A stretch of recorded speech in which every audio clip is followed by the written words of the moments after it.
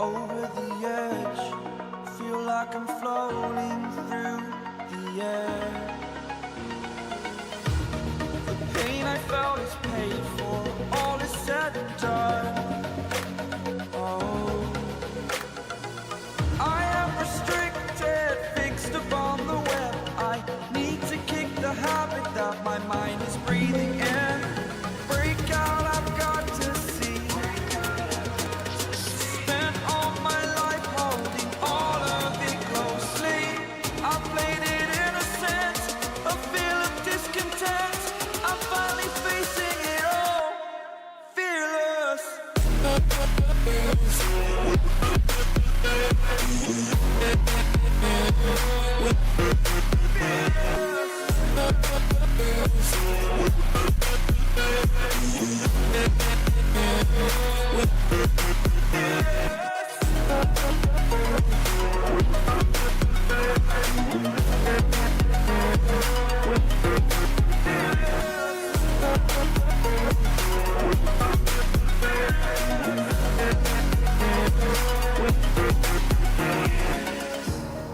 Burning the bridge that keeps us.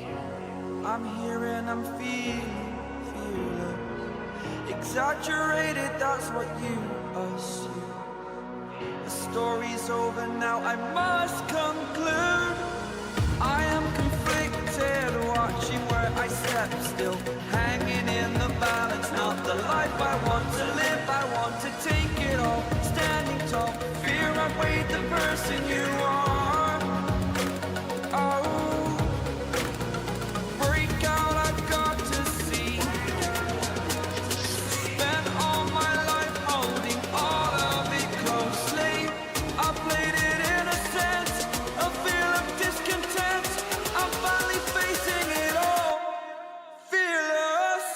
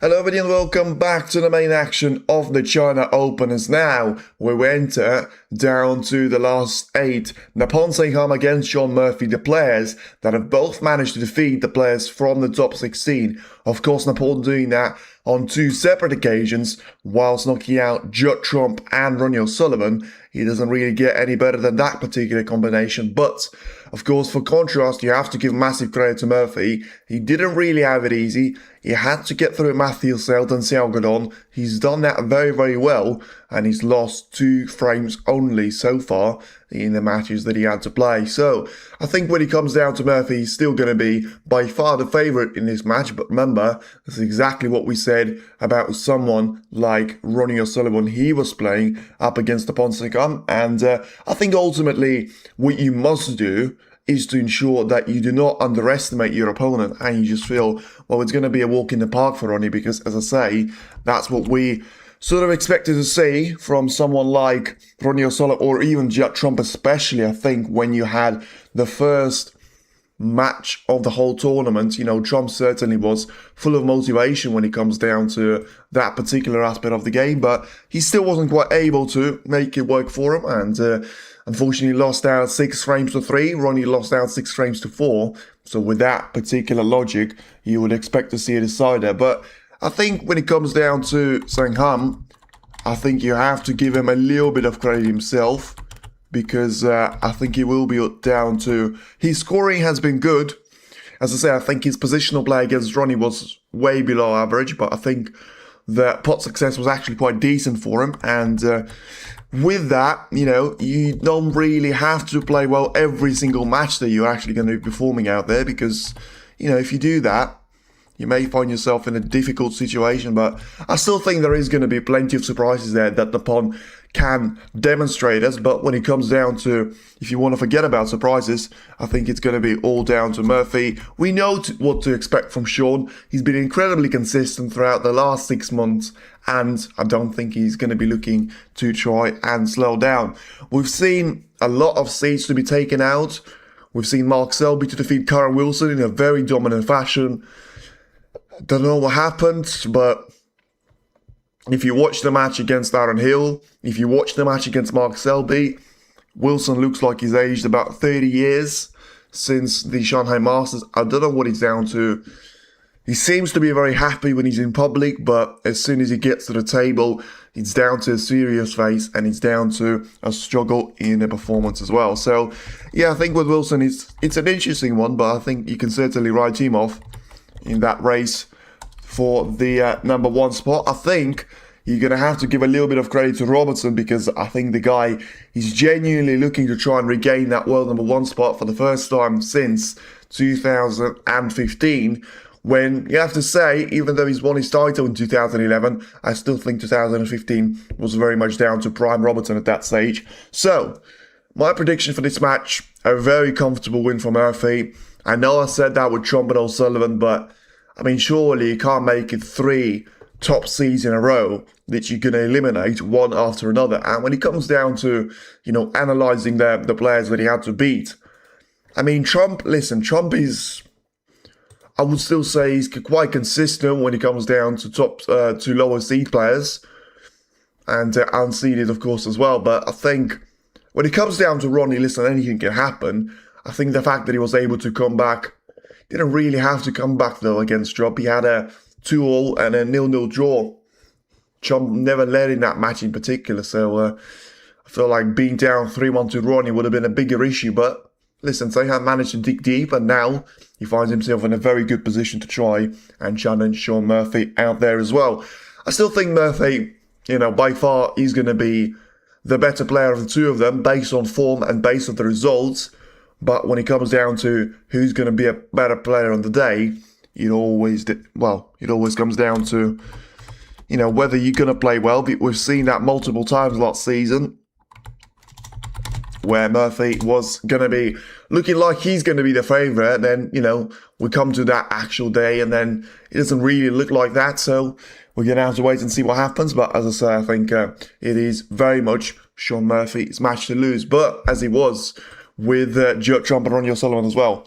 What Murphy would emphasise about the score, Nippon is full of resources and has a lot of say. Yeah, I mean, I have been very confident about the scoreline when it comes down to, whether you want to say it's underestimate Nippon Saengkham, but I just feel like, something that I didn't feel with Ronnie, because I did say it depends on which Ronnie we're going to get, and we got 2 completely different Ronnies in the first 4 and the latest 5 frames. But I think, Murphy's not going to be like that. If you've seen his matches against Saengkham, and if you've seen his matches against, who did he play in the first round? Matthew Selt. You just feel like he's the sort of guy that is the absolute killer when it comes down to the lower seeds or the unranked players. And I think that's something that is going to be very difficult for Saengkham to try and manage his way through. He's capable of doing that, but I think he's going to have to play the flawless game. He's going to have to be very much the man that is unbeatable, and at the same time, he's going to have to be very much the player that he's going to have to bring his A game to the table. Something like Selby's done against Wilson yesterday, but of course, that's Mark Selby, 4-time world champion, and looking to try and win the China Open for the 4th time as well. Getting a very interesting stat there from Dave Hendon on the Neil Folt, I should say, on the on the Snooker 2 app, he was down to the first ever quarter-final appearance for Selby in a ranking event. Came down at the China Open 24 years ago in 2002. And, 3 wins at the China Open later, he now finds himself getting another ranking one quarter-final after we have seen so many of the top 16 players to be eliminated, and especially with Wakelin being another one. Let's just make our way through on how many players are still standing. And I'll tell you what, Neil Robertson, Shaun Murphy, Mark Selby are the only players that are still standing of the top 16. That is absolutely incredible. And of course, we don't have Lisowski, we don't have Chichaya, we still have Zhang Anda and Stuart Bingham with the world 19 and 21. But when it comes down to the top 16, we only have the world number 2, the world number 6, which of course will become number 5 right now, because Murphy's going to be not really losing out on any ranking points because of the Xi'an Grand Prix, but ultimately gaining a couple based on his performance at the China Open so far. So that's why he's going to be down to Murphy as the reigning world number 5. Still looking to try and get his gap closer towards the likes of Weezer, Xiaolington, Neil Robertson, and of course eventually Judd Trump as well. After, of course, last season he had a very quiet start to it and seemed like he was going to be under threat. As we now welcome Naporn Saengkham towards the main table. Yeah, you can see the attendance is not quite going to be matching, the altitude that we've seen against Ronnie O'Sullivan, but that's understandable. You still feel like there's going to be plenty of action to be played there. And for me, by an absolute country mile, you've got 2 players that I can't see anyone but them to be winning this tournament. Of course, it is going to be Mark Selby and Shaun Murphy. I think Selby's going to have an interesting match against Robertson because I think it is similar to what we see of Shaun Murphy against Naporn Saengkham, because even though Robertson is not going to be an unranked player, but his performance against Chang Minyu and Si Xiaowei was very interesting to be watching at that stage, because you feel like there are a lot of similarities in between Naporn and Robertson there, because both of them didn't necessarily come into their matches as the big favourites, even though Robertson was a slight favourite based on the ranking, I think, against both Si Xiaowei and Chang Minyu. As now the players are ready, the handshake is in, let's get the party started. And as I say, Naporn needs a very good start indeed for him to try and get himself through the opening couple of frames, hopefully for him, of course, without losing one as well. Now then seems to be a pretty decent break-off shot, and now Murphy, of course, being the king of those, so it's only going to emphasize the starting point here, which was very important for Naporn. He managed to play a good enough safety shot, so that is going to be down to Murphy to play a shot from the side cushion, but once again, as you would expect, no mistake there. And he played that with plenty of power, but still plenty of cushion when it comes down to insurance of him not leaving anything away to Naporn. And when it comes down to the first frames to be won there, in the first 2 rounds, you have to mention that Naporn was able to win the first 2 frames against Judd Trump. He was able to win the second frame against Ronnie O'Sullivan after losing out on the first one, but still came into the intermission 3-1 down. Murphy came into the intermission 3-1 up against Xiao Guodong after winning 3 frames on the bounce and ultimately winning 4 frames on the bounce against Matthew Selt without leaving any of the points at the table there for Matthew.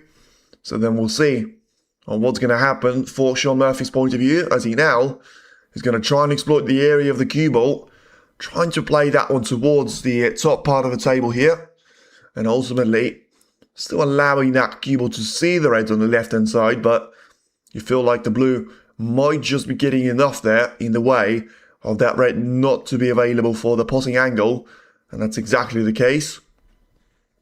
So you probably feel like the potting's going to have to play this shot in a way which would get the cue ball to be going sideways into the red, but I mean, easier said than done there.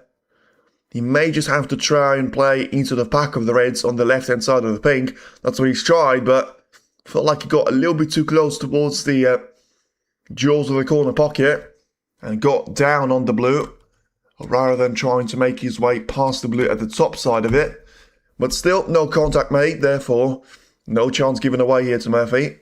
It's still a good safety shot that he's played, and with Saengkham's point of view.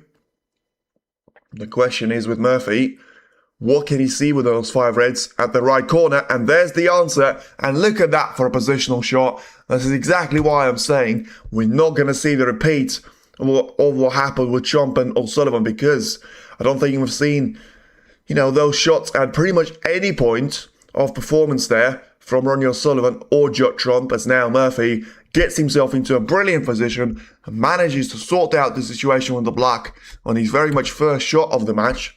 And now the attacking, of course.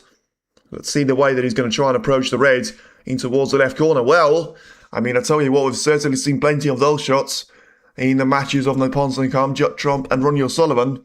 So for now, he will be all down to a decent opportunity for Nippon to try and respond. And does he have the chance to play this red away into the right corner? So, I say, we're not really going to see the same case scenario, but gonna have to wait and see what's going to happen. As I say, I think it's not a worry at all what's going to happen in the first or even the second frame. It is what's going to happen in accumulation to every single one of those frames. And for now, Nippon manages to create a plant of those reds, which leaves another one to be over the pocket waiting for him. So he wants to try and keep that tendency for as long as he can, or as long as he feels like that's going to be something that he's looking for. Because sometimes, for you to get the positional play after taking the red away from the right corner, it's not necessarily the easiest thing to do. As he now gets another black into the right corner. Into the left corner, I should say. Of course, the right corner is still covered up by those reds, and you can't see one to be taken directly into the corner. So I think he'll be down to playing a plant in towards the right corner, but ultimately just trying to, get the position on the black probably can be achieved by playing a shot onto the top side of the cue ball, trying to get that one through the red and just get it closer towards the right part of the table here. But he certainly, once again, just trying to calm himself down, whether it's down to strategic thinking or he genuinely feels like he's a little bit out of position here. He's thinking about going for the blue. I'm not sure if the black will go into the right corner, and of course taking the red into the left middle would only leave you with a chance of taking the blue away. If Sean wins the China Open, he will reach the 1 million club. Just realised, I don't think he will. I think he's just going to be a little bit short. But, oh sorry, yeah, of course he will. Sorry, I'm talking about 1.2. Sorry, of course he will. I was talking about 1.2 because I was realised that he was on 967,000 points. Yeah, if he wins the China Open, he's going to be approaching at 1.15 million, which is, 150k past the million out there. As Saengkham there gets a little bit of a cannon onto the jaw of the middle pocket. But yeah, 250 is huge. Yeah, it is the highest prize money ever for an event in China. I'm not sure why they said in Asia, because it's Saudi Arabia, as far as I'm aware, is still very much in Asia, and that was 500,000 for the 2 times that we played in there, which is why it's going to be such a drastic change when Robertson, Williams, O'Sullivan and Trump lose their ranking points from Saudi.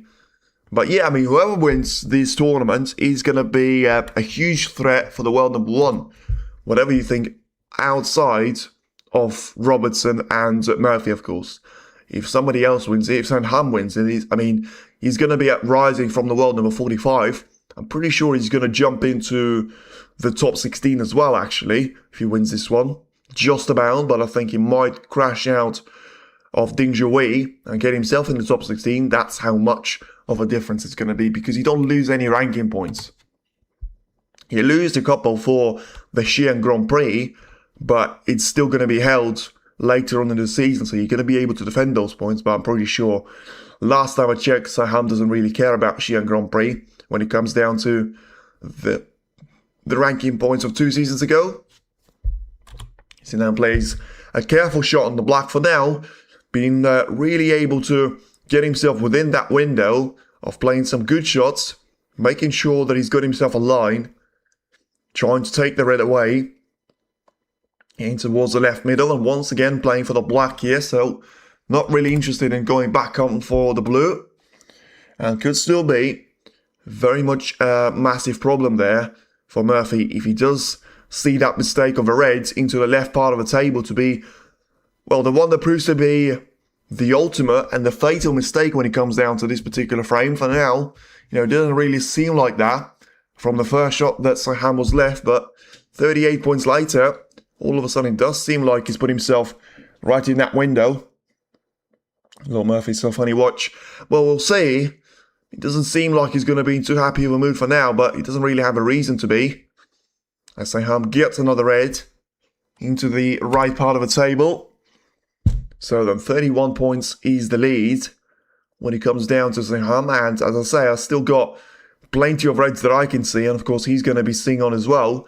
He's got 2 that he can take into the left corner, right corner, left middle, right middle, including the right corner as well.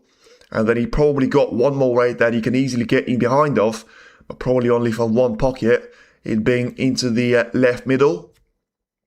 So now he plays a nice little contemporary shot there just to contain the power of the cue ball.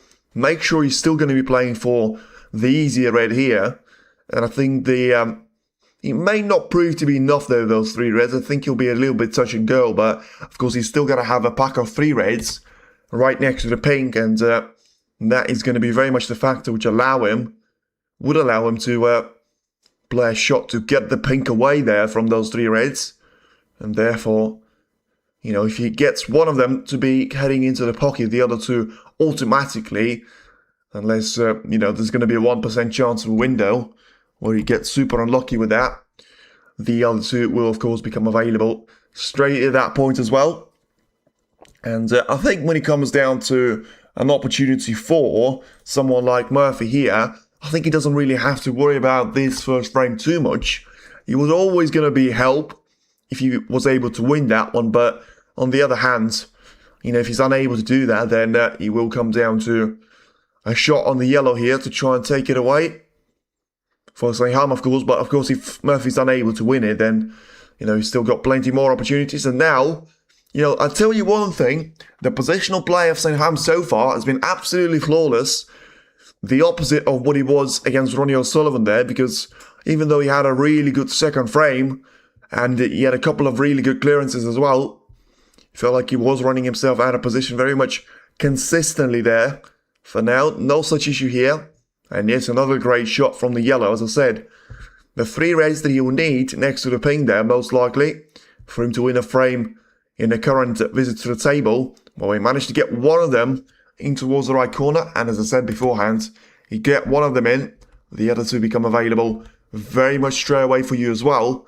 And that's exactly what happens with Naporn Saengkham here as well, as he's now looking to try and take the black away in towards the right corner, get the cue ball to be running and on towards the right hand side. Played that with a little bit being too close towards the red on the right hand side of the table, which could always end up in a bit of a problem for him. But just about missing out on the contact on that red and making sure the cue ball gets that area past and into the open space, and that's exactly why he's allowed himself to be positioned still ever so nicely on another red.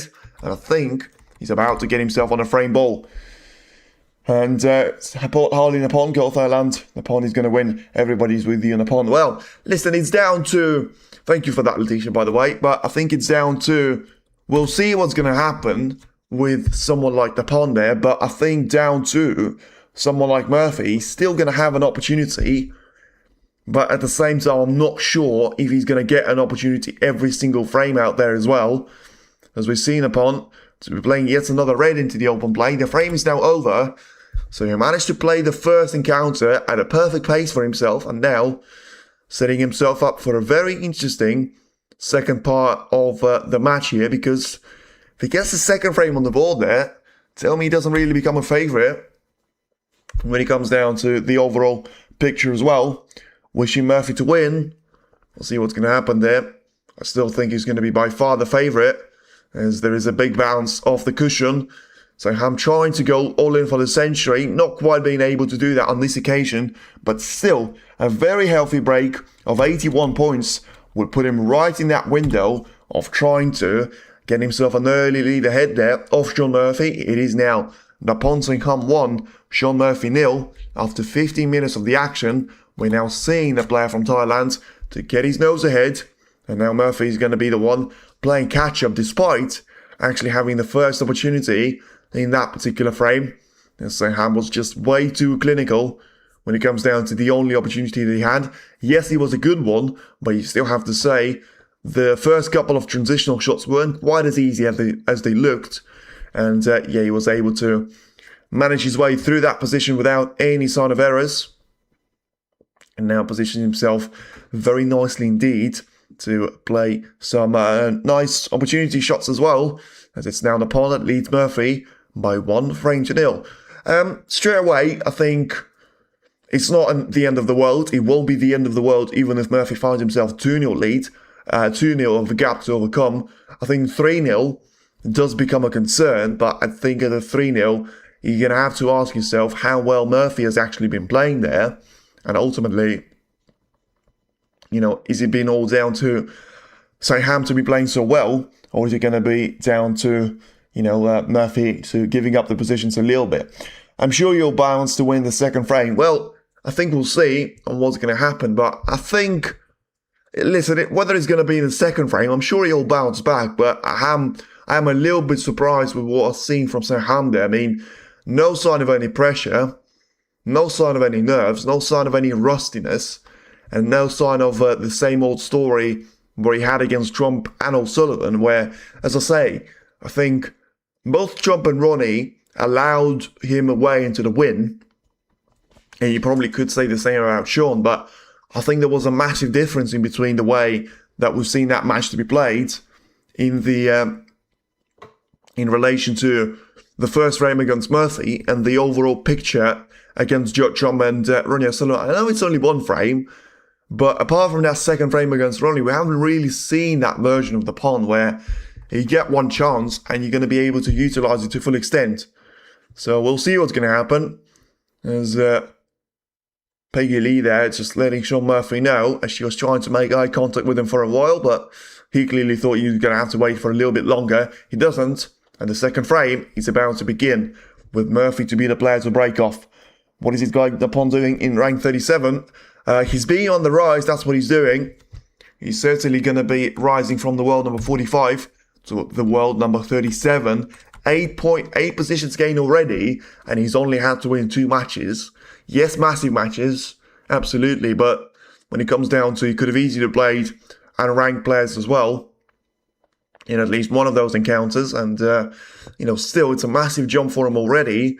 You can only imagine as the prize money is going to be getting even bigger every single time he gets to the next stage. You know, that jump to you know, the next place of the world number 32 is not going to be far away from him if he wins this match and gets himself through to a semi-final stage. For now, might have left a chance away from Murphy. Once again, that break-off shot being very solid for Shaun, but yet another time where Murphy is going to be a player to leave a red over the right corner. So, I mean, that was, not going to say anything bad about it, but that was opportunistic. And whether it was worth it or not is going to be another matter, because, as I say, that red is the only red that Saengkham's got available to him. So I suppose that's probably makes it a little bit more difficult for Saengkham to try and make his way through. And that's exactly why he tried to play the cue ball into the reds. And yeah, just don't feel like he got enough purchase on that red and not enough power on the cue ball. So at the end, it will be just a single point and no position on the block here. So I think you can't really criticise Saengkham for that. I think you can actually praise Murphy for that a little bit, because despite him leaving a red over the corner, you know, he felt like that was almost crossing his mind there. That's why he had to go for that red, because he felt like he wasn't going to leave anything else on the table. And he clearly knew he was going to leave that red very close to the pocket, which, if you don't have any more reds available, you've got 2 shots to try and improve the position of the reds. because then you're not going to have a red to play for after you've played the colour. And realistically, he either had to absolutely nail the positional shot on the black, which he didn't, or what he's tried to do was, of course, to try and get himself lined up for a split of the pack there. It didn't work out, and now 2 shots later, Murphy's going to get a great opportunity for a long shot. So he's taken into the right corner. He's taken far more difficult one in the first frame. Let's see if he can take the easier one as well. He can, just about, but that just about didn't really work for him. And because of how wobbly the red was, it felt like the cue ball should have been going a lot more to the left part of the table. Instead, it's gone right into the mix of the table here. And it's quite fortunate there, Murphy. There's not going to be any dangerous reds as it stands, because you can't see any colours from a direct contact. Breakfast show for Europe, we'll see. Just read that Napan Saengkham is moved. I've read it whilst translating the Thai comments. Is there a meaning? I have seen him to be called a pig a couple of times, which I'm pretty sure is going to be down to the respectful fashion. I don't think there's any harm in there. But I will have a look. I was supposed to, but I don't think I did have a look and see that one beforehand. But I was very surprised with how Chipchayanu's nickname is F1, so he's not really going to surprise me if as actually, as the referee tries to respot the cue ball. Let's have a little look on what's going to be happening here then. So, Napan Saengkham nickname. I wouldn't be surprised about it, but I think there is something like that. Mu, that is true, actually. So there we go. That's his hometown Paknam. So he's got Mu Paknam as his nickname, and it's very much down to the hometown of his in Thailand, of Paknam, Samut Prakan. There you go. That's the bottom line. So that's where the Mu is going to come from. And now Murphy's able to get the contact on the brown on the second occasion there. So it gives the turn back over to Sean Murphy. So then it is now going to be all down to a good safety that Napan has played after a decent escape from Murphy's point of view as well. And now Sean is going to have the shot back to himself very much again out there. Nickname says the second nickname is the daddy. Controversial then, but don't really know where it comes from. Not sure if he's a father, but yeah, it's a bit of a weird one, but we'll see. You know, one thing about Wikipedia is that sometimes you have to be a little bit careful with it, because it genuinely will give you, you know, some stuff which has been written there for fun. But I'm actually going to have a look at it now, because I'm so intrigued to see if that's actually the case.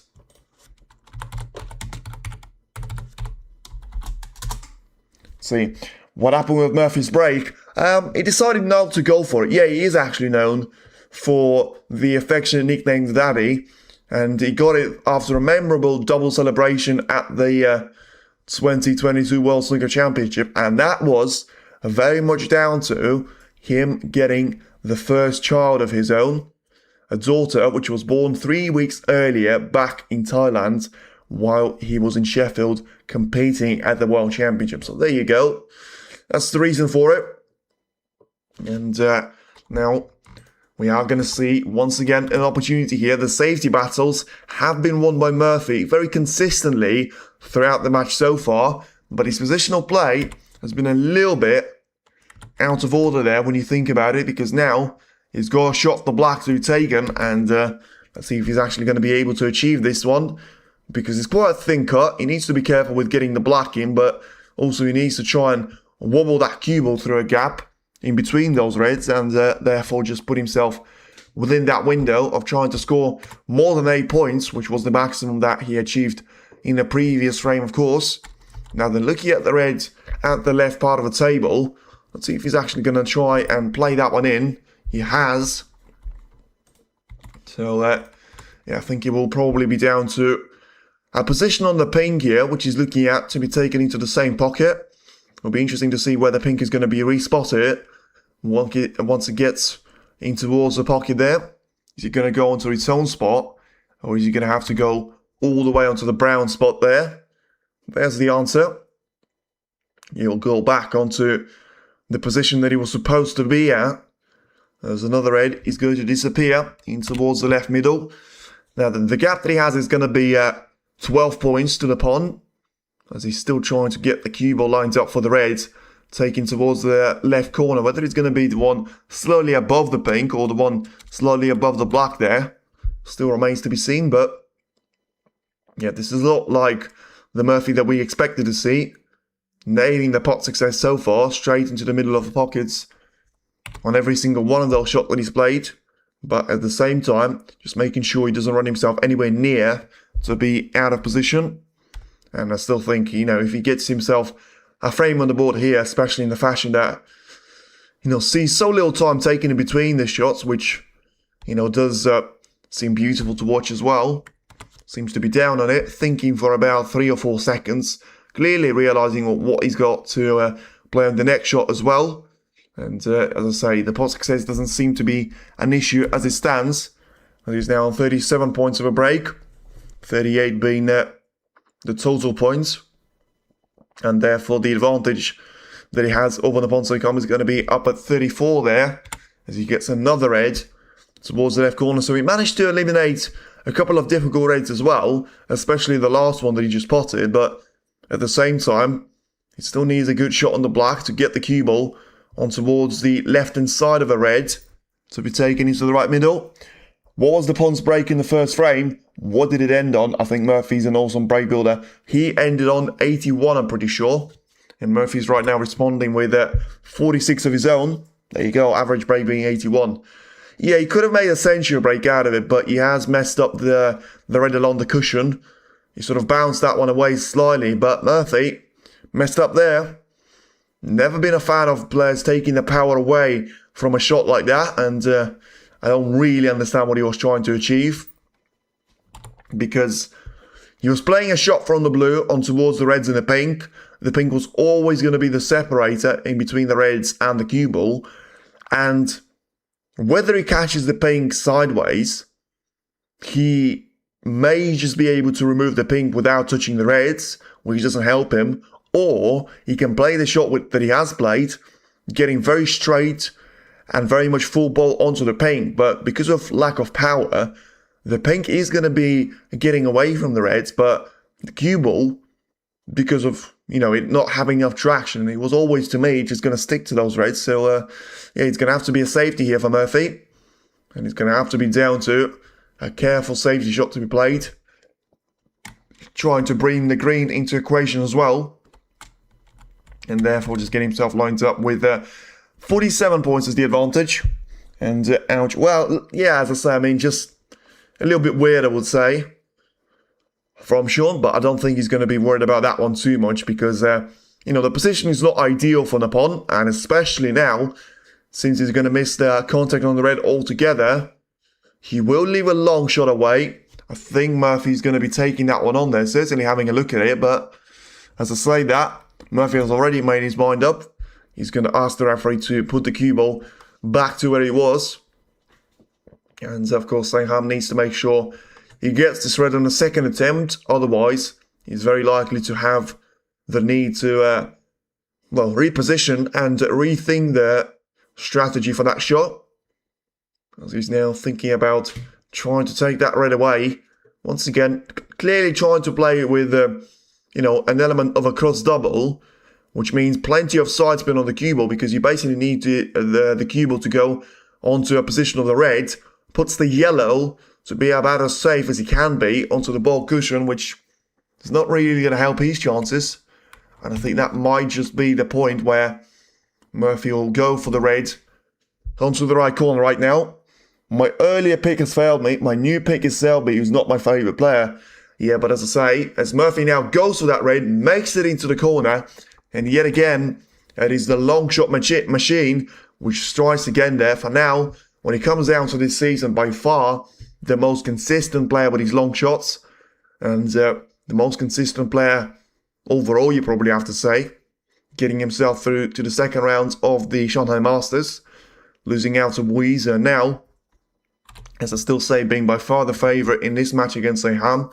If he gets himself to a semi-final here, I think he'll be a really good start to the season, especially with the chances of trying to make it all the way there. So 60 points is the lead now for Murphy, which means he's going to be clear of any danger when it comes down to points available at the table. So it is going to be one frame each. No real surprise there. 30 minutes into the match. Still a very quick pace shown there by both of the players. Can we see a nice little total clearance here from Murphy's point of view? Even though it won't be a century break, it could still be very much the equivalent of a break of 70 plus points there. Selby has lost a lot of these tactical. AJ has got up with him too. Yeah, but I think when it comes down to Selby, his safety is still very good. That's a little bit of a weird shot there, but once again, the pocket's being generous. The pink is going to drop in to the right corner. So then 31 points of a break. And it's now we're going to get a chance for Murphy to showcase how it's done. Taking the red away from the black ball cushion. And of course having the yellow having to be played in 2 shots time there along the ball cushion there. It does remind you a little bit of that golden ball in Saudi. Because, you know, it's literally going to be a golden ball, which has been the yellow. But also it's going to be positioned for, you know, the ball cushion to be taking on. So let's see the way that Murphy tries to approach that particular shot as well. I grabbed some frames from WSD or TNT replays, very scarce audience. I will be honest with you, my English is not good enough to realise what is scarce. And today the ranks are very empty. Yeah, I mean, I think it was down to, it depends on, you know, which matches you're going to talk about. Because as Murphy there is indeed going to miss out on the yellow. So the break of 48 points there is going to be enough for Sean Murphy to get himself over and done with. And it's still a really good way for him to get those breaks of 51 and 48 for him to be the frame winner, as it's now back down to 1 frame each. It is indeed very empty though, I can tell you that for free. But I think, listen, the matches where I've seen the full attendance on the audience, and I'm probably going to have the fingers on my hands to count them. Ding Junhui against David Gilbert. Zhao Xington against Zhang Anda. Ronnie O'Sullivan against Jackson Page. Ronnie O'Sullivan against Naporn Saengkham. That's 4. I will be struggling to name you a 5th one. Weezer against David Gilbert, potentially, but I don't think, you know, the numbers were as much of a match there in relation to the other 4 matches that I mentioned. So, yeah, we'll see, but I think, you know, it's a huge difference in between seeing this matchup and at the same time seeing what would have happened if Ronnie was here instead of Saengkham there.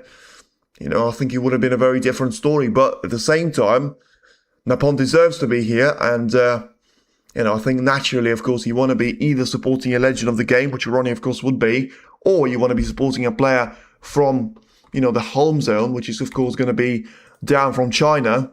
Or I think someone like Marco Fu would qualify as well from him being from Hong Kong as well.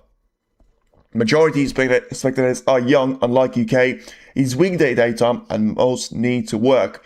It's a good point, to be fair. It's a really good point because when you think about the matches that I mentioned, Zhang against Zhao was in the evening session.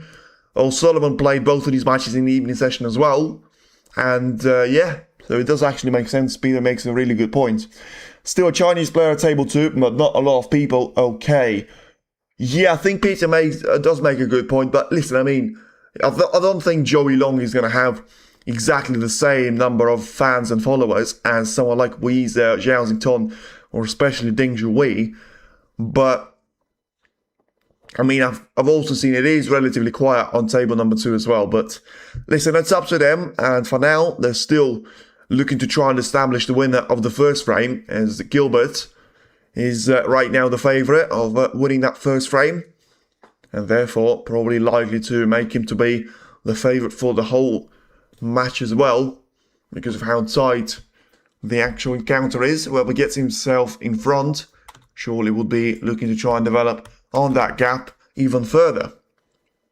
Murphy there for contrast, looking at the position of the Reds on the left side of the table, probably looking to try and play the shot from the right side cushion there. Let's see if he's going to try and do exactly the same shot, which sort of proved to be so effective in the first frame. Well, I think the position was a little bit different. I still don't think he left anything away to Saengkham, but he nearly did.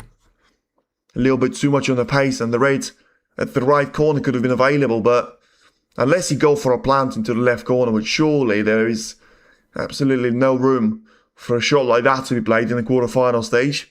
I don't think it's likely to happen, but yeah, I think Letitia's point is actually quite, relevant as well, but I think it is down to two things for me, two massive things. I think it's because it's a new tournament, whatever you think about. I know it's got history, but we haven't seen this tournament on the map for 7 years. I think there was very little time for the tickets to be sold in relation to, instead of the whole year, I think there was something like 3 or 4 months since the China Open was confirmed. As by the way, somebody should tell Murphy that he's not alone here. That is a brilliant shot again of a long red into the corner. That is an absolute machine there that Murphy's proving out to be. Makes a mistake on the green though, as he pots the blue, but catches the green a little bit. That's going to compromise him badly on the next red that he's trying to take. Still going to be capable of cutting that red in. But as I say, I think it's down to, the tournament, as he gets a brilliant red in towards the left corner and still sorts out the position nicely on the colour that got him into that position, the green itself. Yeah, so I think the advertisement for the tournament is a massive factor because it's all down to PR. As Murphy there just would not let me finish my point, plays another development shot there on the reds. And I tell you what, don't think he could have played that shot any better.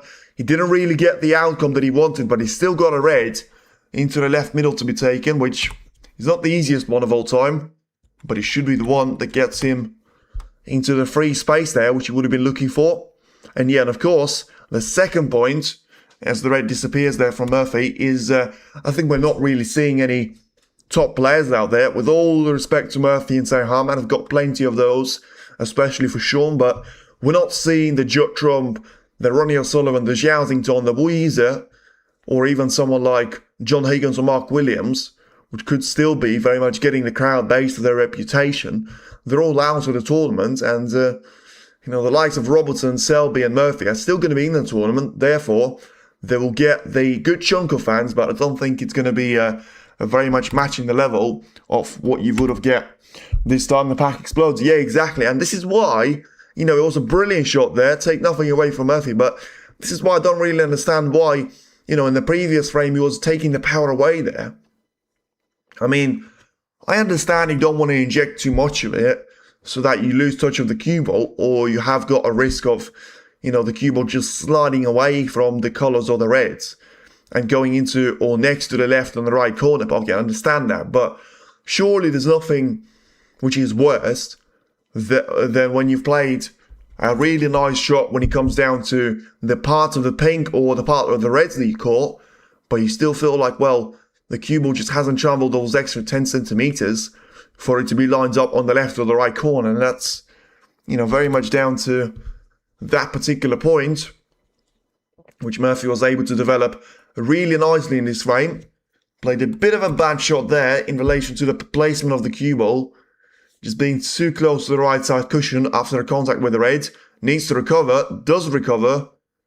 Let's see, once again, getting that cue ball to be stuck towards, this time around, the left side cushion, but should be able to recover from this one on the red once again. And I think that should give him the option of playing for the pink. He decided to be going for another red there, the one closest to the right corner, and therefore he's just going to be looking for another chance. I cannot answer about a re-rack on the second table, sorry. Maybe there was a re-rack actually, but at the same time, it seems like David Gilbert is about to get himself a frame on the board there against Joey Long, but we'll have a look later on to see if the re-rack has actually taken place there. For now, Murphy, redemption seems to be taking place here. 42 points to the lead, and at the same time still looking very nicely for red. Taking it towards the right corner here. So we'll see what's going to happen here with Sean Murphy trying to take that red away towards the right part of the table, getting that cue ball to slow down for the black there, which is surprising. It's a little bit risky to be playing a shot like that, and also I wonder what the actual value is going to be down to it as well, because there are two reds right now as it stands for me. They are surrounding the black ball spot. All the other spots seem to be like they're going to be down to, seeing their colours. Well, that's a weird miss there from Murphy. Clearly trying to do a little bit too much with those reds, but at the same time, very narrow miss. And this time around, the black is going to rattle in the jaws and stay away from that left corner of the table. So, very similar to the first frame, but of course, different number of points that Murphy's got as his advantage, which will force Saengkham now to have the need to be playing those shots in a way which will see him a total clearance on nothing when it comes down to winning the frame. Possible other reasons is there should be media platforms doing live. I don't really understand what would that have anything to do with audience attendance there, because, you could have the question about the TV numbers there, whether you're going to have the people that you would expect to get to be watching the tournament, but at the same time, that's the way that the actual audience works out there.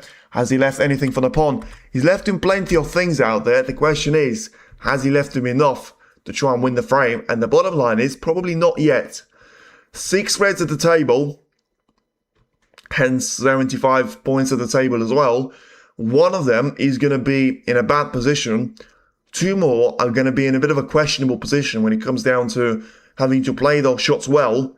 And so Nippon has now managed to take the first of those 2 semi-difficult reds away, as awkward as I would say. Now they're about to play for the black in towards the left corner. I like how Murphy's bouncing. I hope he can maintain the form he has developed on this tournament. Well, I think Murphy fans would hope he's going to eliminate those errors, which have cost him the first frame. And you never know, may still cost him the frame number 3 as well.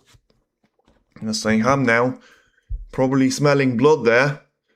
Maybe nicknamed after a cow, but I don't think he'll be smelling grass.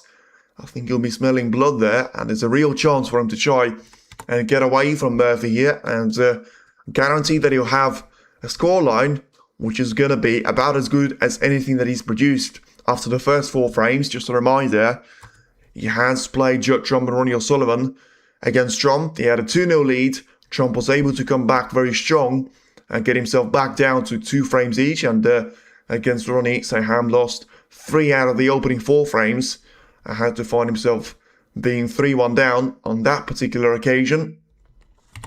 It is now down to 19 points being the difference in between Shaun Murphy and Nippon Saengkham. So, getting the black in with 2 more reds and 2 more expensive colours will get him very much ahead in the points when it comes down to this matchup against Murphy. I was asking about the audience because such a prize money is so huge, it's hard to balance the financial part if nobody buys tickets. Agree, but I think, Letitia, once again, you do actually make a good point there, because we might be seeing the whole thing about the banner situation and the whole story about the camera being very specific there, because I don't know for a fact, but I certainly about snooker, but I do have the numbers and I do have the knowledge of the way that this whole money thing works. It is never down to selling tickets. Never. It is selling tickets is about promoting the tournament. And I know that for a fact from football, and football sells 60,000 worth of tickets per stadium when it comes down to the top level. Here, you do well to sell 100 tickets, which is, absolutely no match. I understand it's a different universe with football and snooker, but still, the whole thing about money will come down from the sponsorship, will come down from TV deals, and will come down to, as I say, this huge banner and the lack of camera switching up in between may explain it, because the more you showcase a certain sponsor of the tournament, and Saengkham there goes for a very awkward shot on the red and makes that one in perfectly well, but let's see what sort of angle is he going to get on the pink. But yeah, the more you show that specific sponsor of the tournament, the more you show the banner, therefore the more the tournament is actually going to get there. So we'll see what's going to happen, but I'm pretty sure they're not really going to be lucky on funding based on what we've seen so far. But as I say, I wouldn't really say it's down to the audience. And look at that for a shot. That is absolute textbook stuff there from the Nippon Saengkham. And even though that red was never going to be easy for him, but certainly made his life to be a little bit easy out there. And now there is a chance for Napon to try and carefully drop this red along the cushion and in towards the left corner. If he's going to be able to play the cue ball through this shot on the red, get himself lined up for the black, he becomes the favourite for the frame there. But he's still got a massive shot on the black to try and make his way through.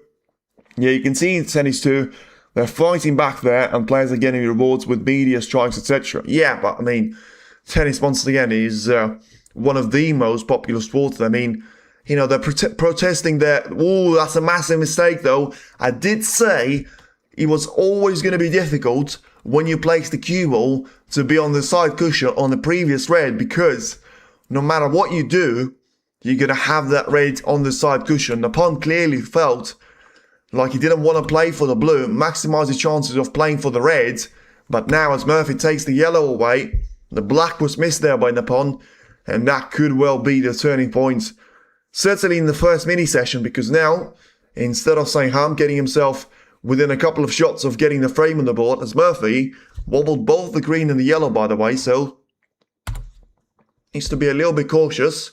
He's not over the line just yet. He still needs brown, blue, pink, and then that will be the frame ball on the pink that he would have taken for him to have a 2-1 lead against Napon, and very much win those 2 frames in a row, but of course not really doing that at the start that he would have liked. But at the same time, when you're not playing your best snooker, and I don't think there's any doubt that Murphy isn't, I think it will be down to all about winning for him and just making sure that it is a clearance of 20 points out there for Shaun Murphy, and it's a really good break as well. That would see him to be in that window of now having a 2-1 lead to be had. It is Shaun Murphy 2, it is Napon Saengkham 1, as we're still waiting to see any more developments on Napon Saengkham's point of view, because, you know, after winning that first frame in a very comfortable break, we haven't really seen that consistency for him ever since that point, and now it is all down to Murphy having the advantage, but ultimately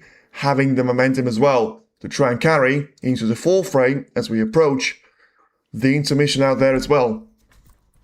And as we do that, David Gilbert and Joey Long have only had one of those frames to be finished there, and still no points to be scored in the 2nd frame for now. Tomorrow on Sunday, the crowd should be there. Well, we'll see. On the panels around the table, there is not a lot of sponsor here. I agree, which is why I think that's down to very little camera work, because clearly all the big sponsorship is going to be on the main camera view, which you can't really read in Chinese, but I'm pretty sure I can see at least 3 different sponsors there. And I've seen, you know, whether CBBSA, or which is of course China Billiard and Snooker Association, is going to be a sponsor or is it just going to be a partner, because that's where, you know, majority of the players from the academy would come from China. And I'm pretty sure that would be where they get the wild card sorted out from as well. But listen, I think they wouldn't be putting up so much prize money if they didn't really have the funding there. And I think especially with, you know, you're going to have to see WST pay a lot of money to the tournaments for the organizers, you would feel, because, you know, WST will get money from showing the matches, from people watching those matches on different social media platforms, from getting the promotions, from getting the sponsorship deals for themselves. So I think they're not really going to be struggling for money there, especially since, as I say, they only had 3 or 4 months to try and sell out the tickets for the huge arena out here, and they clearly didn't manage to do that on all those numbers at the end. Fatal error, well, yeah, just very quickly on the errors, we've seen 3 errors so far in the 3 frames, 2 from Murphy, 1 from Saengkham, and you have to say, pretty much every single one of those errors have cost you the frame, because we've seen an error in the first frame from Murphy. It cost him the frame with that break of 81 points from Napon Saengkham to follow. Then we've seen a chance in the second frame, hasn't really seen any of the errors, I think. Then we've seen the chance right at the start of the third frame that Murphy wasn't really able to take with you know, the red away. I should say that was in the second frame, and that one actually didn't really cost Murphy too dearly. Then yet another mistake in the third frame, as Saengkham clearly feeling that he's going to be the players to try and repeat what Murphy's done, going for another long red here, but hasn't really had so much of a success with those type of shots as Murphy did in a previous 3 frames and a bit. And this time around, though, he played the nice enough shot for the cue ball to be lined up for the black now to be taken towards the right corner. So we'll see what Sean can respond with, but you probably would expect the cue ball to be going all the way towards the top part of the table and just making sure that, you know, there is still going to be a line on the blue, which would prevent the cue ball from seeing that red to be taken towards the right corner. Just by the way, I am going to be saying that for a while here, but whilst I can remember, unfortunately, I won't be able to do the broadcasting of the Wuhan Open for the first couple of days. And yeah, I'm probably very likely to be back for the 4th round, which is the 3rd round technically. So for the last 16, 1/8 for the final, whatever you want to call it. But it's very likely to be on Wednesday morning there for the Europe. So apologies for that. But nothing there, unfortunately, can be done about it at this stage. And yeah, hoping that it wouldn't happen later on in the season. But yeah, very unlikely and pretty much impossible for me to make it down to the first 2 stages of the Wuhan. So hopefully we'll still see plenty of seeds in the 3rd round. And we'll be able to pick up from there on Wednesday morning and afternoon. As now then, we get the chance of the cue ball to be heading all the way towards the top part of the table. And even though Murphy was a little bit worried to see, you know, the cue ball to go too close to the yellow pocket, at the end he was able to maneuver his way past it. And playing a red away towards the right corner now is going to be from the Saengkham, but his cue ball is going to be a lot closer towards the yellow pocket, and in the end is just about going to rattle and stay onto that pocket. So we'll see what's going to happen here then, as it's still a very awkward shot there from Murphy, as he's going to have to play away from this cushion. The pawn is a very slow player. It's boring to watch him play. I would agree with that to an extent, but Murphy for now, very out of the blue mistake there. And I'm going to expand on the Saengkham in a second, because what can you see for him now? Because he needs this frame here. He's not going to get that charity work from Sean Murphy as he got from O'Sullivan, allowing him to get back from being 3-1 down, trying to take that match all the way to 3 frames each. And here, there's a decent opportunity for the pawn to try and get the pink or the blue in towards the left part of the table. But yeah, I mean, on the Saengkham, I was very surprised to see the contrast. I mean, naturally, he's going to be associated with Chepchaya Nu because of nationality. But I think when you compare him down to Chepchaya, when you compare him down to Sania Khani, Dechuat Pumjang, and Thanawa Tirapanbaibun, all the Thailand players that I can think of, if you think about Panay Chanoi from women's side, if you think about Min Nacharu, they're all a lot quicker than him, a lot quicker.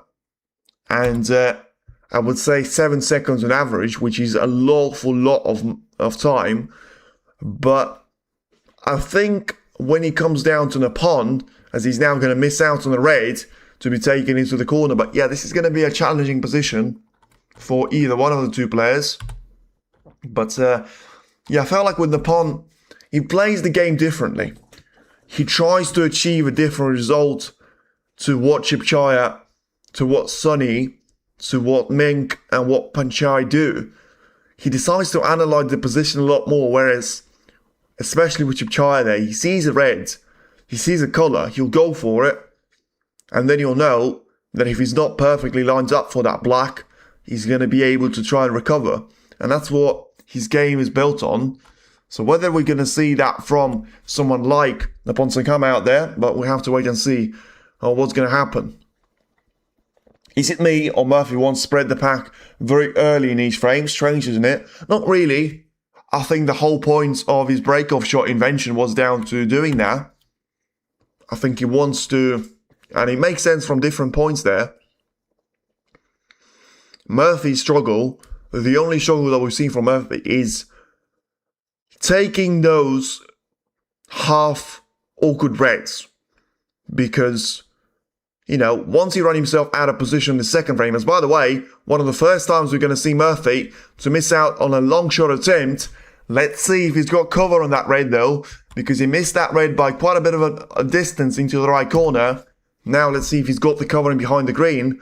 The match is being played in a very attacking fashion there, but yeah, I think there's a couple of points there to Murphy. I think the first one being that he's better at long shots, which is why if he's going to have a position to be spread out available to him, and if he goes for that long red, he manages to make that one in, he's very likely to be the player to get the first opportunity in, which is going to benefit him.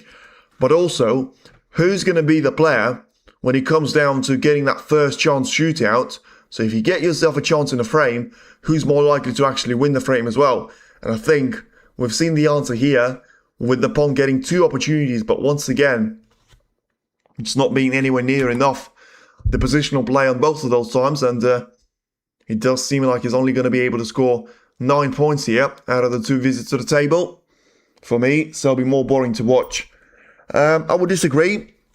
I think from the entertainment point of view, I think Selby has massively improved.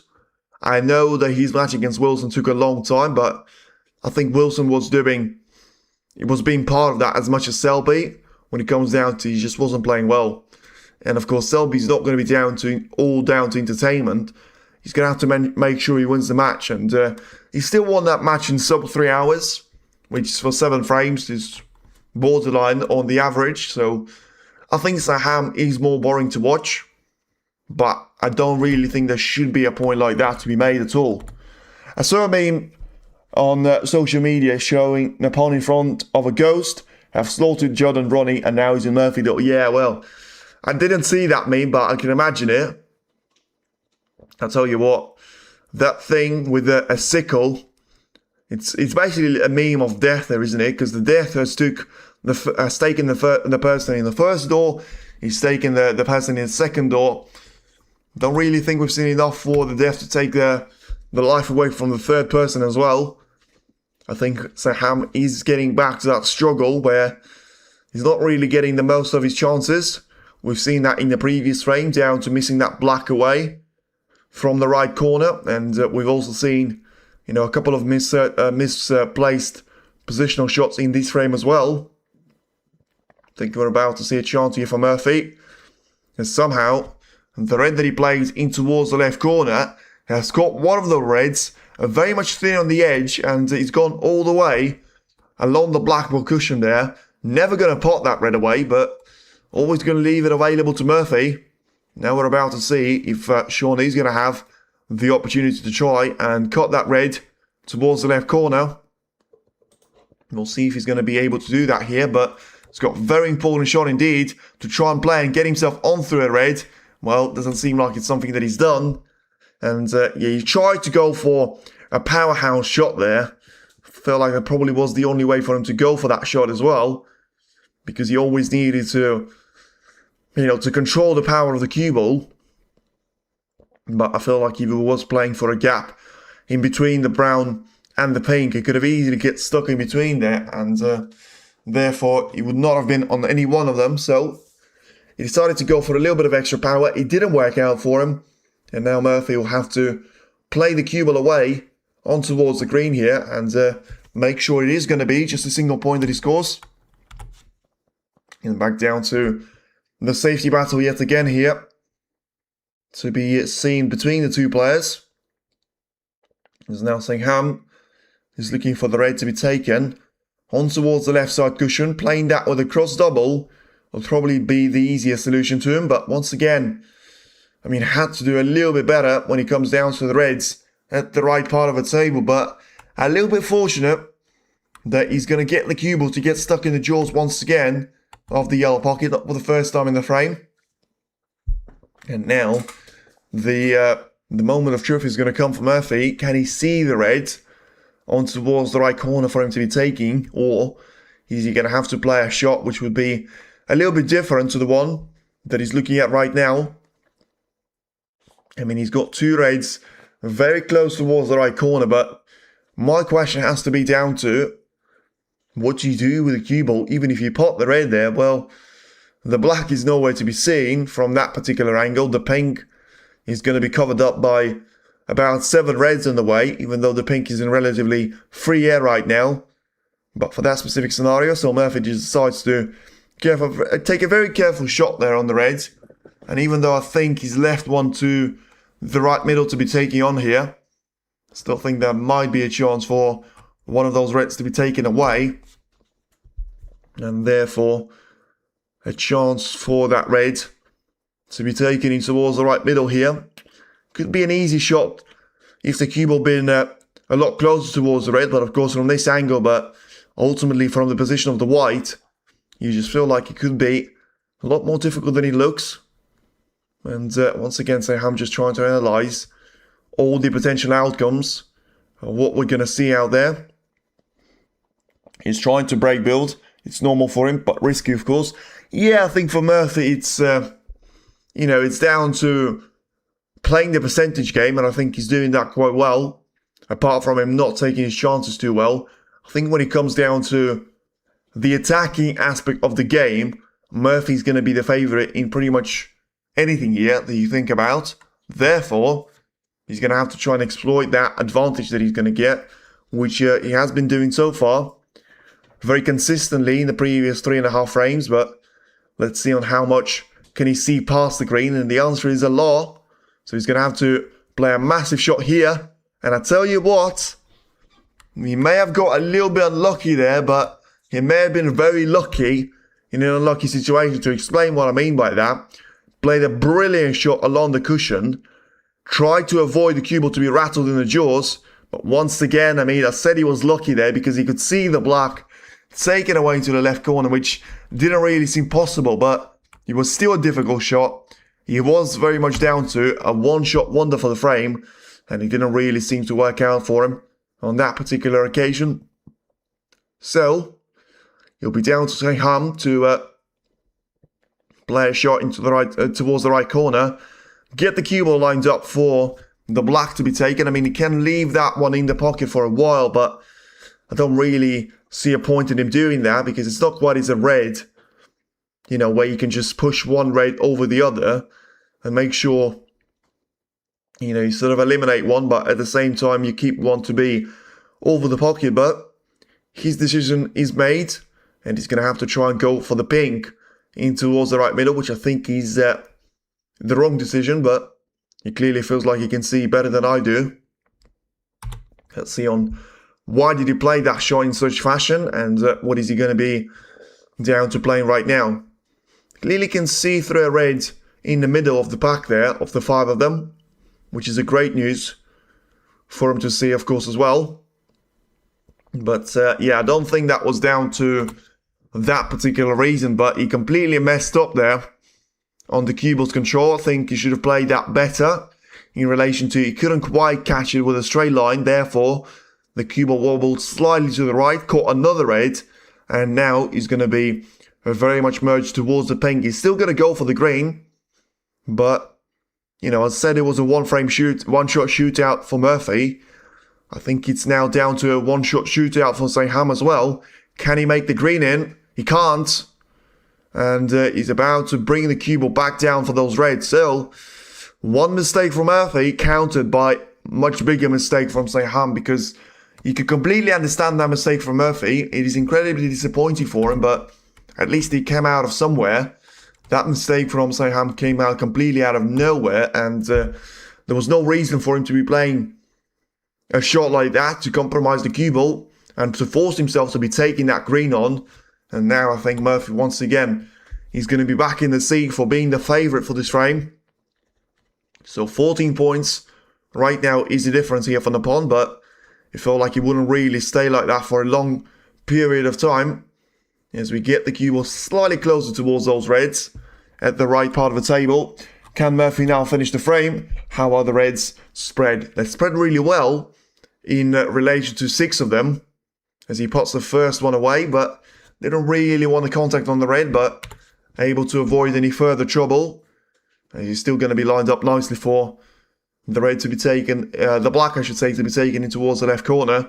Alternatively, he can always go for the brown to get rid of that colour, would actually help. because it does compromise, the positioning of the cue ball, not just for the reds, but also for the pink and the black there as well, as it's now down to 13 points on the break for Sean Murphy, looking to try and take the red carefully away and into the left part of the table, as he's now looking for the black now to be taken as well. And this does seem like, as I said, there are 6 reds in a very simple position there. There are 2 more, which are going to be in a lot less simple of a position for you to see. So I'm not sure about taking that red away in towards the right corner, but there's certainly going to be an opportunity for you to try and go for the pink in towards the right middle. Make sure he gets a chance of trying to take those 6 reds away, and he hasn't. Well, I'll tell you what, we've seen more mistakes from Murphy today than we have seen in the entire season. I don't know what's happening to him, but he may be Naphon Saengkham effect, because, he's getting nowhere, with some of his shots, and he's replicating Ronnie for now. I mean, whatever you think about Ronnie's performance, but he's getting a match there from Sean Murphy's point of view, because he just comes out completely out of nowhere. And Saengkham, of course, is still going to have exactly the same mission of needing every single one of those reds, but you have to say, how has he been given a chance like that away? Is beyond me. That pink was nothing like the difficulty that we've seen of some of the shots out there, and now Naphon is going to have to try and pick up the pieces. A lot of players build cautiously and explode when they're pretty sure, of course, a mistake always possible to finish. I agree, but you have to be taking some of the difficult shots away at the early stage of a frame. You need, though, to make sure that once you're in that chance and it's a simple position for you, you need to make sure you just keep that foot of, the foot of the pedal and never let go until you're at the finish line and getting a cool down lap, waving to the fans. And I think that's the opposite of what we've seen from Murphy. I think it's actually a little bit surprising that we're seeing Murphy to lead by 2 frames to 1. And the fact that he's still very much in there with a chance of seeing a 3-1 lead there at the intermission is going to be very surprising there, because I think when it comes down to the first 4 frames, he played worse than Chomp and he played worse than O'Sullivan, which does make a statement and a half. The pink was so easy. Murphy's not here. Yeah, exactly. I mean, the pink, he dropped that one into the middle with very little pace, which makes sure that, you missed that pink by a mile. Because usually you can't get away with, taking the pink into the front jaw if you play with very little power. But, Saengkham here, he's not going to be leaving any presence away here for Murphy. And he's about to go lines up from the black once again here.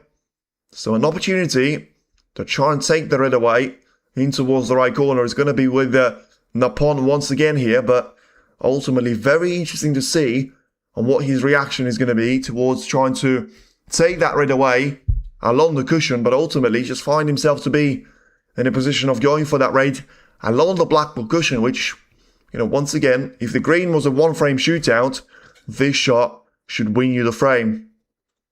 In relation to the any more problems that you're going to see are going to be purely self-created, and for now, he's going to be able to deal with that problem really, really nicely indeed. 42 plays 24, 18 points of a lead. So black, red colour will win him the frame and will absolutely deservedly put him back down to 2 frames each, which once again, incredibly, we haven't, that is shocking. And I knew that because he missed that black by a mile. I could see, even with the black going in towards the right corner, he could just see that he has overcut it. Well, listen, that's unacceptable there from Naphon. The black that cost him the frame in the previous occasion was far more difficult than this one, but this is completely down to him. He played such a good red in the previous shot. He got that cue ball to be so close to the black to make his life as easy as possible, but now Murphy surely is not going to show any mercy here. That was absolutely careless, and that was absolutely bang out of order there. As I say, the fact that Murphy is now looking to try and get himself to 3-1 of a lead is shocking, but, you've got Saengkham to blame as much for that as you do have on Murphy's point of view. Because, as I always said, when you're not playing well and you're still winning, it's about as much as you can ask for, because you can always improve your performance. When you're playing quite well, as Ronnie was, in the previous 4 frames. There was always going to be a risk of a bit of a different Ronnie to be turning up. That's exactly what happened. And wow, once again, I mean, what's happening there? How is this a quarter-final match if we're seeing Murphy to miss out on a green like that into the left middle? And Saengkham, once again, is feeling relieved. And you just don't know on who deserves the win more in the first mini-session, which is why the scoreline of 2 each is going to be the most logical outcome. But what's going to happen next, you just don't know. But what we do know is that the green is going to be potted. But what's the point of it? The position on the brown is going to be nowhere to be seen, as the cue ball has been taken perfectly along the side cushion. And now it will be a battle for the brown here. Murphy doesn't seem like he can believe on what's happening around him. So 14 points right now is the deficit in between Saengkham and Murphy. So if he takes the brown away, you'll be 18 points clear with 18 at the table. But what is happening out there, as we see so many schoolboy errors there from both Shaun Murphy and Naporn Saengkham. Come on, what's this frame? Players need the intermission to gather up. Not sure about gather up. Well, I mean, they certainly need to see of what's wrong with both of them. But I think that's going to be out of the picture to whoever wins the frame there. I think it's really easy for you to try and put that performance behind you. But when it comes down to any sort of momentum builder for Saengkham or Murphy in this frame, I think it's going to come out completely out of the picture. But still, I think mentally it's going to be very important for, especially for Naporn to win this frame, because if Murphy loses, he still finds himself 2 frames each, where arguably he doesn't really deserve to be having 2 frames each, but at the same time, his opponent doesn't really deserve a 3-1 lead, so it makes sense to be seeing a scoreline of 2 frames each, but whether we will see that or not, we'll have to wait and see. Well, whether that was a cock-hurt double, it's not going to work out for Murphy. And it's going to be one of those borderline on reckless there from Shaun's point of view. Maybe he was trying to use the black as the pocket extension into the right corner. Maybe he was trying to play a 3 cushion double in towards the left middle. Or maybe he just felt like he had enough and he wanted to get himself out of the arena here and back for the intermission.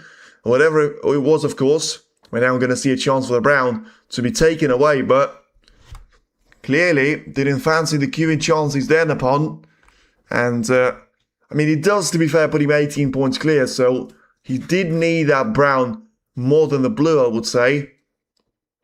But if he is to win the frame without the respot, now he's going to have to try and put the blue on this chance of asking with a long shot here. Need nice queuing. Is he going to get it? He will. About as precise as he can be. As if it was a blue ball shootout. That was a really good shot from Naporn.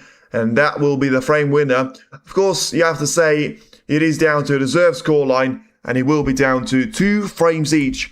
Nothing to separate the players. He has been a little bit stop-start, but Naporn, barely realising what's happened behind him. He still can't believe if he's going to need the black or not. He won't. And the break of 15 points, it will be all down to 2 frames each there from Naporn and Shaun Murphy's point of view as well. It is Shaun Murphy 2, Naporn Saengkham 2 as well. As we get ourselves through and towards the intermission, it is all down to the main action to resume as we return towards the main table in 15 minutes time. Stay tuned in. It is all to play for as we see the winner of this matchup in probably less than 15 minutes time. We're going to see on who's going to come out better after the intermission. But for now, both of the players have got plenty of things to try and look out for, because so far the performance simply has not been good enough. His name is pronounced like Saengkham, not Saengkham. Okay, I'll have a look at that in the intermission. But for now, stay tuned in. And we'll have a look on what's going to happen and who's going to be getting themselves through towards the last 4 stage and a 1-table format to see for the first time this season. Open eye, feel the waves cut through me, hypnotized by the sounds I'm breathing in. Hold tight, chemicals collide. Hold tight, hold tight. Dripping lights paint the skies, all because of you. Dripping lights paint the skies, only you.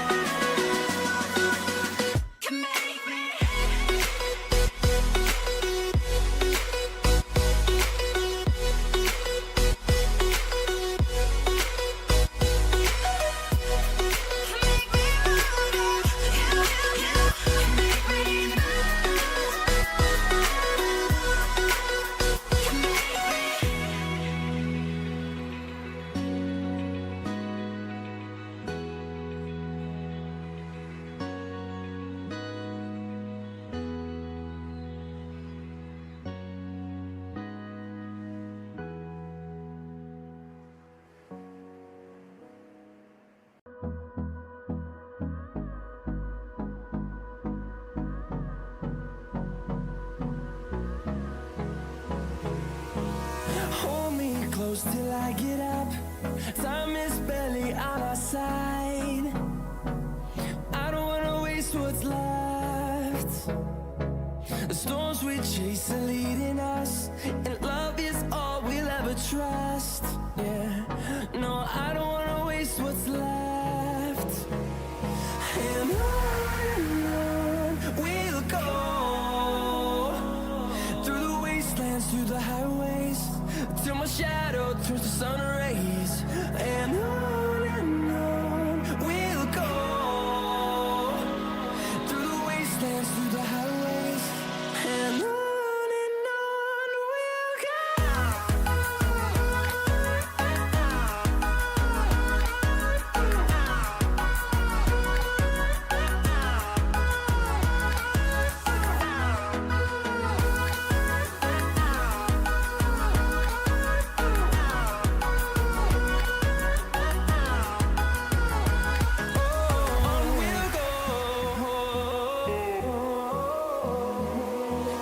Finding life along the way, melodies we haven't played. No, I don't want no rest. Echoing around these walls, fighting to create a song. I don't wanna miss a beat. And on we'll go, through the wastelands, through the highways, till my shadow turns to sun rays. And on we'll go, through the wastelands, through the highways, and on we'll go.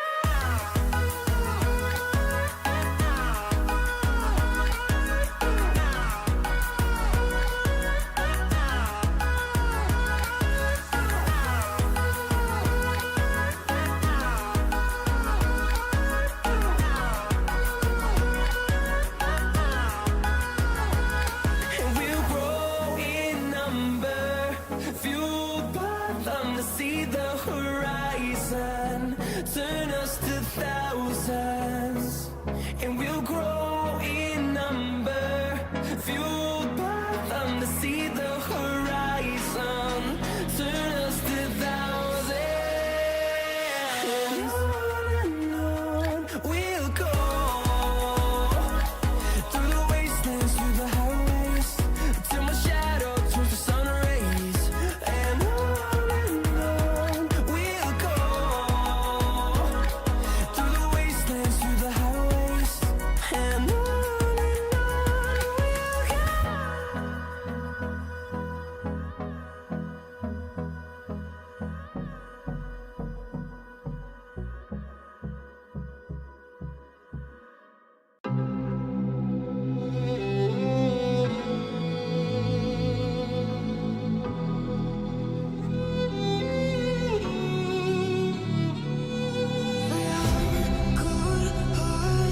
But I'm just getting started. My eyes on the target. No.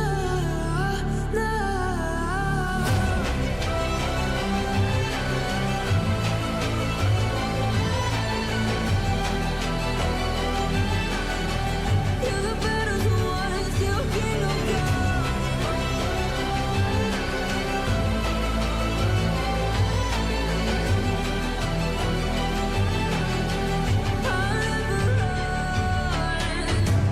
Best to give me your loyalty, 'cause I'm taking the world, you'll see. They'll be calling me.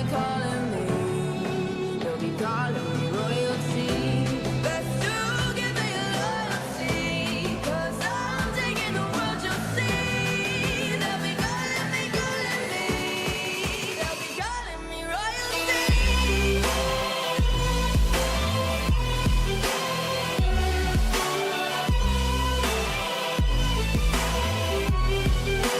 Calling me royalty.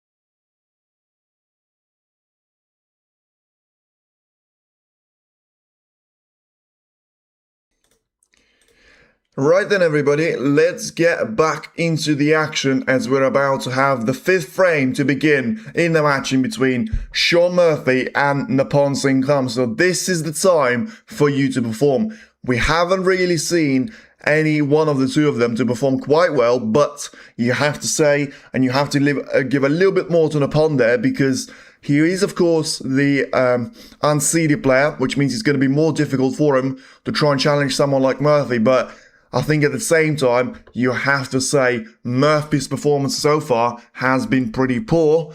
You probably can't say the same thing about Naporn though, so he's going to have to try and make sure he keeps on improving. And very quickly on that money thing as well, that I will talk to you about, because incredibly, when you talk about the money, if Naporn, and it's a huge if, would win this thing, and he would win the China Open, he would get more money in the space of 7 days that he would have got in the last 750 days. There's a stat by far, by a long margin. He earned around £160,000, and he would get 250. So in the last 12 months, he got 24 months, I should say, he got 160,000 worth of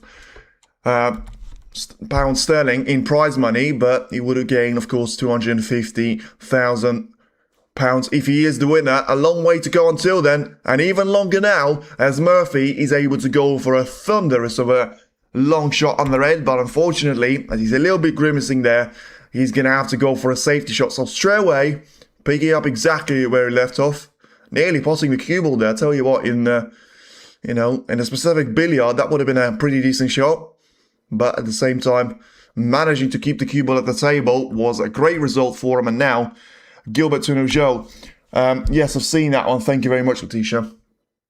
I'm not sure if it's still 2-0 or you just mistyped and it was supposed to be a 3-0. 250 is huge for all of them, I think. The one winning is jumping ranking. Yeah, but very quickly on prize money as well. I mean, it is massive money, but I think... Listen, we all know that players will care about prize money a lot more about ranking points. I think that's natural. I think anybody else would as well. But look at that. Murphy seems to only care about long shots for now, and he's absolutely making them work one after another. And yet another brilliant red disappears into the right part of the table, carefully gets that cue ball to be played across towards the black. And I tell you what, he'll be fuming with his performance. He knows he has dropped 2 gears below the average, and he's going to have to try and rev up the engine and make sure he's got every single one of his cylinders to try and use to get some really good points on the board here. You know, he is going to be looking at 9 points of a break here, looking to try and accelerate away from the Naporn Saengkham. As now, it is going to be David Gilbert to win the 3rd frame against Joey Long. So, I do have to say, I did have Joe as a favourite in that. But, I mean, when it seems like it's David Gilbert versus Team China, it very much is a one-way traffic for the time being, as Murphy is going to have to go for a long raid. The question is why, and are we genuinely seeing Ronnie O'Sullivan in the face of Shaun Murphy there? Why on earth? I mean, the camera work wasn't brilliant. I didn't realise, probably my mistake there, that he was so... tight on the shot into the middle that he was forced into taking that red away. But we've seen that with Ronnie when he had a 3-2 of a gap there, and you felt he wasn't really going to get a better opportunity than that. Well, same story has happened with Murphy, and once again, just going for that great shot into the yellow pocket for no reason. Well, to say that he hasn't worked out would to be a bit of an understatement there as well, but Saengkham catching, yeah, by the way, I am going to start calling him Saengkham. It is right. I've checked it before, and that is very much the case. Me too, I had Joe as the favourite in table 2. Well, everyone had everyone as the favourite against Gilbert, but first Ding, then Wu, now Joe. For now, it's only Team China. For now, it's only long shots for Murphy. He may be struggling with getting his positional play to be sorted out, but I tell you what, when it comes down to shots from distance, I don't think we've seen a performance as dominant in this season as we have seen from Murphy in those 4 frames and a half when it comes down to purely long shot selections. He's been managing to pot them day in, day out here, it would seem. and certainly has allowed himself to be getting the edge here once again in this 5th frame over Nippon Saengkham. Of course, but in snooker rankings linked to money, I still struggle to understand the different rankings. 1 year, 2 years running from same tournaments, global ranking. Let me know, Letitia, what you struggle to understand. What I struggle to understand is what is happening with Murphy. I cannot believe the reds that he keeps on missing. I mean, we might have seen the red that Wakeland missed with the rest, which nearly cost him the match yesterday against Zhang at 5-4 down, but that red was about as bad as anything that you could possibly imagine. I mean, one thing I have to give to Ronnie, he wasn't missing shots like that yesterday, and I didn't think I'd be saying that about anyone in this tournament, let alone about Mr. Consistency, the man that I thought is going to take this tournament by storm, Shaun Murphy. I don't think I've seen a performance that bad for him ever since a 10-2 loss to Mark Williams at the Xi'an Grand Prix, and I still think he was playing better shots at that point. I just think he was doing a bit of a Ronnie there, but he was leaving himself too much work to do at too little space of time. But they haven't shown the replay. I pay you money to see that one back. What on earth happened on that red? Whatever he's going to say he was trying to do with the cue ball, that simply is absolutely unforgivable. Yeah, but on the ranking things, as I might have to discuss that later on in the frame, because you seem to take an eye off what's happening at the table for a second, and then you come back, you know, the other player is going to be out. The handshake has already been made there, as if, you know, Henry against O'Sullivan in that UK Championship semi-final. You never quite know what's going to happen. And I'll tell you what, the people that have decided not to turn up have made a hell of a decision here, because if you're a neutral and you're watching this as I am, you're absolutely getting your smile about as wide as your face there, because this is genuinely fascinating. Not having to care on who's going to win it, and yeah, just seeing on what's going to happen next. Is it going to be a brilliant shot? Is it going to be an awful mistake? For now, we're seeing both of those things from Murphy, and yeah, I mean, the funniest thing about Saengkham is that he genuinely just seems like he's that quiet mouse trying to scare an elephant, very quiet about his business, and just, you know, making his way. You sort of feel like elephant's got the edge, and then the mouse comes back and catches up to him. All of a sudden here, Nippon has got a really good opportunity to try and find himself in the lead of the frame, but ultimately, of course, in the frame of a match as well, as he does find himself 4 points clear and an opportunity to take the red away in towards the right corner. So we've got a really good chance of playing this red away in towards the left part of the table. Make sure that cue ball. I'm just a little surprised that he didn't decide to play that shot with topspin, but in the end, the result seems to be more than good enough. So you have to say it was the right decision for him to carefully try and take the pace away from the cue ball and get himself lined up for the black now. He's got a great chance here, I tell you, to try and get at least 2 more reds in.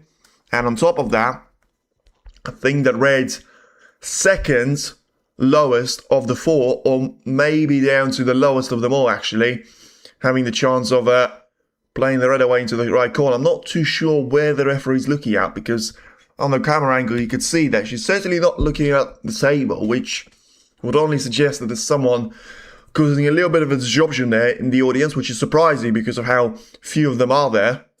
I mean, surely you have to be, you know, a little bit reasonable with it, because you don't really have anyone else to blame. You can't just be, you know, you can't shout something and then just start looking around, because you're going to have 20 empty seats next to you, and then obviously everyone's going to realize that it was you who was doing the disruption to the rhythm. But on a more serious topic, it is genuinely becoming a bit of a problem now for Murphy, not in relation to him not playing well, but he could well cost him a chance of seeing himself in the semi-final here. As we see the 5th highest break in the match of 45 points. We've seen a lot of 40s there. 45-47 from Saengkham, 43-48 from Murphy. But yeah, I mean, once again, down to consistency. 51.0 is the average break for Nippon, as he makes it exactly a break of 50. I nearly said 51, but only 50 for now. And 36.8 there for Murphy. 26 points behind. Napon clearly feels he can get through towards those reds that I mentioned. And if he does, I mean, I said that before, I know, but this would be a frame-winning shot for him because he only needs to make 4 more shots and then he's going to be clear of any danger there for Murphy. But we've seen it before, not just for him, but on this tournament where Zhang was messing around with the pink and the black, depending on the stage of a match with Zhang. Then O'Sullivan started to mess around with the pink himself and the black as well, before eventually winning the respot in one of the frames and then losing out on the 10th frame on that pink battle.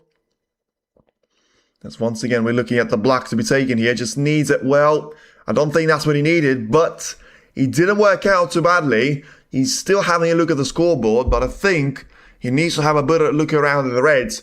I was going to say, don't play the cannon into the reds, but looking at it again, I don't think he had another choice. It's not down to what can you do, what gives you a better percentage of a chance, but I think he just didn't have the angle on the black to hold the cue ball back there for the red to be taken into the left corner. So we'll see what's going to happen. Ball spotted, by the way, 70 to 69. Nothing to separate the players. I wonder how many points have been scored by there, actually, because that will give you a clue of, how good the break building has been and how few, low value colours we have seen. But Napon, very much to my surprise, I may not see the full picture here, but he's playing a safety shot. Well, I did say he needs to have a look around the table. He clearly did, but he decided enough of the mistakes. Let's settle for a break of 58 points, which, I mean, you're going to have to separate yourself on 2 parties there. I'm still going to say that's a wrong decision. I know it may seem like the right one for now, and it certainly will seem like the right one if Napon is able to get through to the red, which Murphy has left very kindly to him to the left corner. Tell you what, he doesn't show a lot of conviction, and that's why he can't get through towards that red. So the line of 4 reds diagonally has done its job there, it would seem, of the pink, of the blue, of the green, and the brown, all to be in a straight line to be preventing the cue ball from seeing that red. But in the end, I think it's only the blue that is actually going to be the cover. He tried to use that red as the extension of the pocket. He may have tried to play that shot as a plant. Tell you what, he wasn't too far away from getting safe on the brown in relation to getting that colour to be the separator between the cue ball and the red. Not this time, I'm afraid. And Murphy's going to have a chance of playing the red away into the left corner. This time around, he's had plenty of free air to play that cue ball into. And even though that was one of the most difficult things for him to do, the job is not done at all here. Not only because of the red being on the side cushion, not only because of the yellow and green to be out of position, not only for the pink to be out of position as well, but for all those things to be adding as an accumulation. And I tell you what, I think when it rains, it pours, and Murphy will know everything about that from him to be from the UK. I genuinely am baffled by how you can go from being so good against Matthew Seld and Xiao Gudong to being so, a word that I don't really want to use in live, but I mean, it's really difficult to use another word, being so bad. Let's put it a little bit kinder, but I mean, how on earth do you mess up that positional shot? How do you not make sure you're not going to be anywhere near the black there, because you just caught the black a little bit.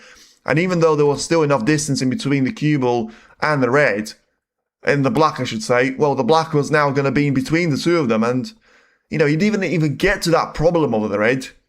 And Saengkham now makes an effort to try and snooker Murphy here on those 2 reds, which is not an easy thing to do. But he's done quite well. Of course, Saengkham now will have to pop both of those reds, which Murphy, I'll tell you what, I was about to say he probably heard me and put that red over the corner, but at the same time, he managed to get a real good safety here. And at this stage, it could always be a frame winner. You never know with how little points have been scored quite recently in a frame and a half there, but yeah, I mean, this is genuinely a very good chance here for Napon to try and get the cue ball lined up towards the right-hand side of the table. And we'll never see what happens from that point onwards as well. For now, he's going to need a rest, which suggests that he's going to have to play the shot on towards the right side rail. Not an easy thing to do, but I think the red being next to the black there might just be a nice cover point for him. I mean, he was thinking about playing for that red, and, you know, even though I'm absolutely not on Team Nippon, but I'm still shouting no, because I still want to see a good defensive battle here. The referee very kindly standing in front of the camera, so I can't see anything. Tell you what, it's not the best. It's probably one of the worst outcomes that he could have got, because, I mean, he caught that red pretty well. He got the cue ball into a good position as well, but that red is now in a prime position for it to be taken in towards the left middle. Yes, it's not an easy shot, but I mean, he'll be absolutely baffled if Murphy doesn't go for it. Whether he makes it or not, we'll see. He did make that red into the middle, but in the end, he's also compromised himself on the black and the red sequence. So I think he's just going to have to try and play the shot in behind the black. Ideally, wants a little bit of distance in between the cue ball, the black and the red as well, but not going to happen. And it's just a system of the traffic lights there. Seeing the red at the top, the black in the middle, and the cue ball very much at the bottom of that three-way ball structure in the middle of the table. Just a single point there that Murphy has scored. Of course, he's not really going to be allowed to be doing that next time around. I'm very surprised to see Nippon to be playing a hidden hope shot, and he may still have to pay the price for it here. It is a difficult one to judge for Murphy, though, because that red has gone once, twice, three, I think 4 times off the side cushions, and he's landed, well, pretty much 98% of it is going to be alongside the pink, and around 2% or maybe 5% is going to be slightly higher than it. Murphy, to my absolute surprise, is going to try and cut that red into the left middle, which clearly suggests that he doesn't take a no for an answer. But, I mean, at the same time, he must have known that with 28 points, the difference, Nippon only needs the red, and then it will be all down to 3-2 of a lead for him. So, yeah, you do have to feel what happened to that spirit of Murphy, and it is genuinely absolute carbon copy of what we've seen from Ronnie O'Sullivan. Moments that have been brilliant, some great long shots, fantastic positional play, but some of the most dumb, stupid, questionable, outrageous in the negative effect, and all the words that you probably shouldn't use on YouTube, very much showcased as well there in those 5 frames, and all of a sudden, from being 1 shot away from making it down to 3-1 of a lead for himself, he's now going to, as Saengkham runs himself out of position, but ultimately, he's now going to be 36 points clear with 27 points at the table. I just had a glimpse of the table too during the intermission, but both matches look poor and a little bit slow. Yeah, but that's the problem of not having the likes of Zhao, Wu, Trump. Of course, Trump and Selby sorry, not Trump and Selby. Trump is not going to come back from the dead at the China Open. It's going to be Robertson and Selby that will still be playing. Wilson had a horrible tournament. Who else? Ronnie I mentioned. Wakelin, Hawkins, Salgadon, all in between. And then, well, Mark Williams, John Higgins. Rarely you see them eliminated before the start of the 3rd round tour. And yeah, ultimately it's now going to be, you know, whether it was a safety shot attempt for Murphy, but certainly looks like he was. And now 36 points behind. He's still going to try and get himself through an opening opportunity here. Murphy doing something similar with O'Sullivan. Cue ball not positioning well, missing not too difficult pots. I think he's still better than Ronnie, but at the same time, I also feel he is getting a better version of Saengkham against him. I think Saengkham was struggling quite badly in relation to the first 4 or 5 frames against Ronnie. I think the further he got into the match, the more Nippon was able to steady the ship there, whether it was down to the nerves, but he was just consistently playing a lot better the further, you know, the match has sort of developed. As Murphy's probably about to put the yellow either into the pocket or over the pocket out there, as it is going to be the end of the 5th frame, and Nippon is actually going to be very happy with its ending because, as I say, 1 shot away from being 3-1 down.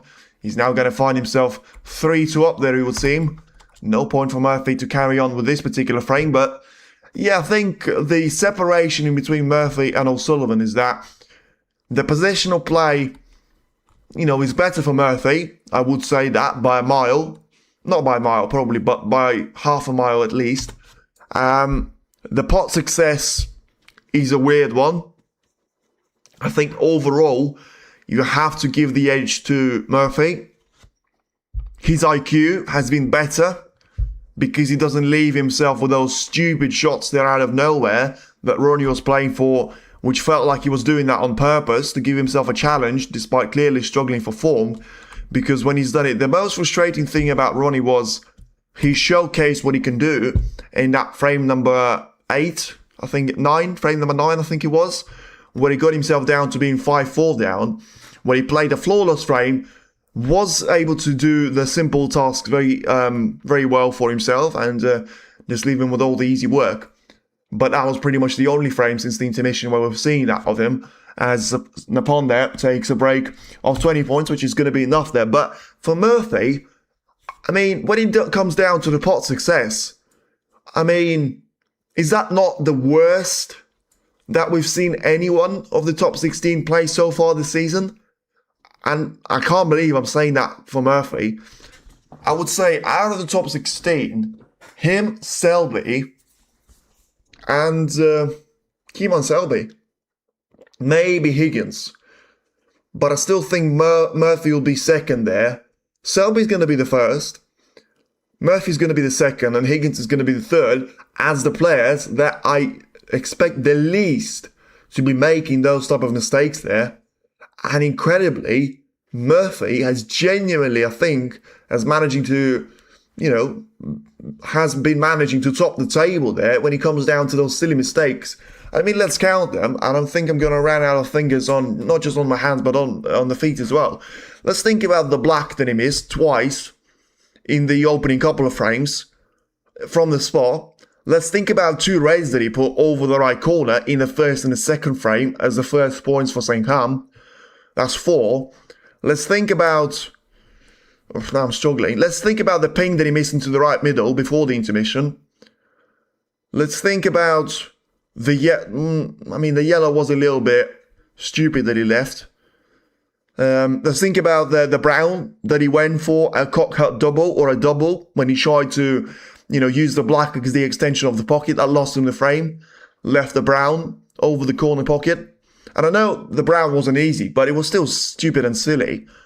Then he comes down to that final raid, which he played an absolutely reckless shot into the left middle, knowing full well that if Saengkham pots that raid, he's out of position and he's out of the equation as well, which, we have to give massive credit to Napon so far.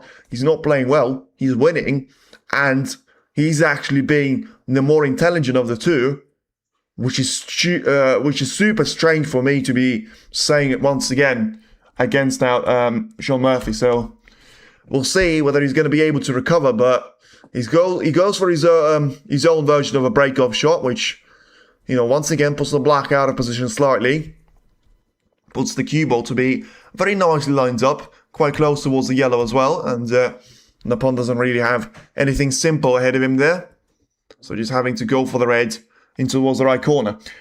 And we're going to have a look at the opportunity for Napon there to try and take this match very much down to his control, because he is still going to be capable of trying to repeat the story as to what it was in relation to, the match against Ronnie O'Sullivan.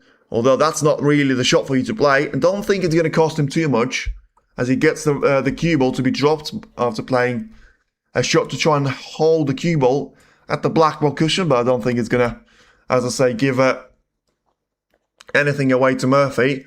He may have thought about going for that red in between the blue and the pink in towards the left corner, but I don't actually think he's got the angle to try and make that work for himself too well. Ronnie was good, but I believe it was just an error of cue, bad angle position that made him lost frames. No, I think it wasn't down to that. Something magic doing. I've heard those black ones are very effective. Well, we'll see. I think it is down to... No, I disagree. I don't think Ronnie... Listen, it was very painful to listen to his interview in the post-match that I was looking forward to, because, when you support someone, you always want to see And I don't know about you, but for me, it always makes me feel better. As Saengkham there seems to be throwing points around. And yeah, for whatever reason, he missed the red now. And I think Murphy's going to ask him to play the shot from here. So because of how close the cue ball is now going to be towards the yellow pocket. But he's got other plans, and he's going to ask the referee to respot the white to where it was. So 8 points down now for Nippon. I think, yeah, it was super painful, but it also makes you feel a little bit better that at least you're on the same page. And you understand that he was, as I say, as you know, people were saying yesterday, it is a boundary on a disgraceful performance, and I think it was.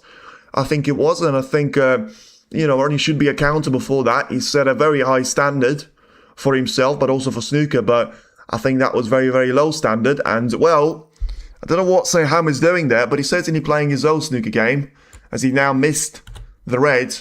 Sorry, not the foul from Murphy, it's the foul to Murphy once again, and he's missed the red for the second time, so he's going to have to be warned here. And he's going to have to make sure he actually gets the contact on the red. So, I mean, 12 points not necessarily go from, you know, all same sequence of shots. But it does seem like his previous 3 shots, he has made a foul on every single one of those occasions. So, he's going to have to make sure he avoids any, well, he doesn't avoid actually. He needs to make sure he doesn't avoid a contact. And he does make one with one of those reds, because if that number is going to be anywhere near 16 after the shot on the foul points given away to Murphy, then we may see something that we don't often see in the professional tour, and of course that's going to be frame conceded and frame to your opponent because of that 3 miss rule. You know, at the same time, it will now be down to a decent shot that Saengkham has played. And now, is he going to be good enough to try and keep Murphy quiet here? Because he has got a chance of playing the red away towards the left corner. But, I mean, even though he does have those 12 points at the table as the advantage, and also he has got so many of those reds to be in a bad position, he still doesn't really want to be chucking points around there. Because, as we've seen with Nippon, he can sometimes backfire against you. So, I think the first player to get the chance, I mean, I'm not necessarily going to say he's going to be the king of the frame, but he should give the frame a bit of more of a development.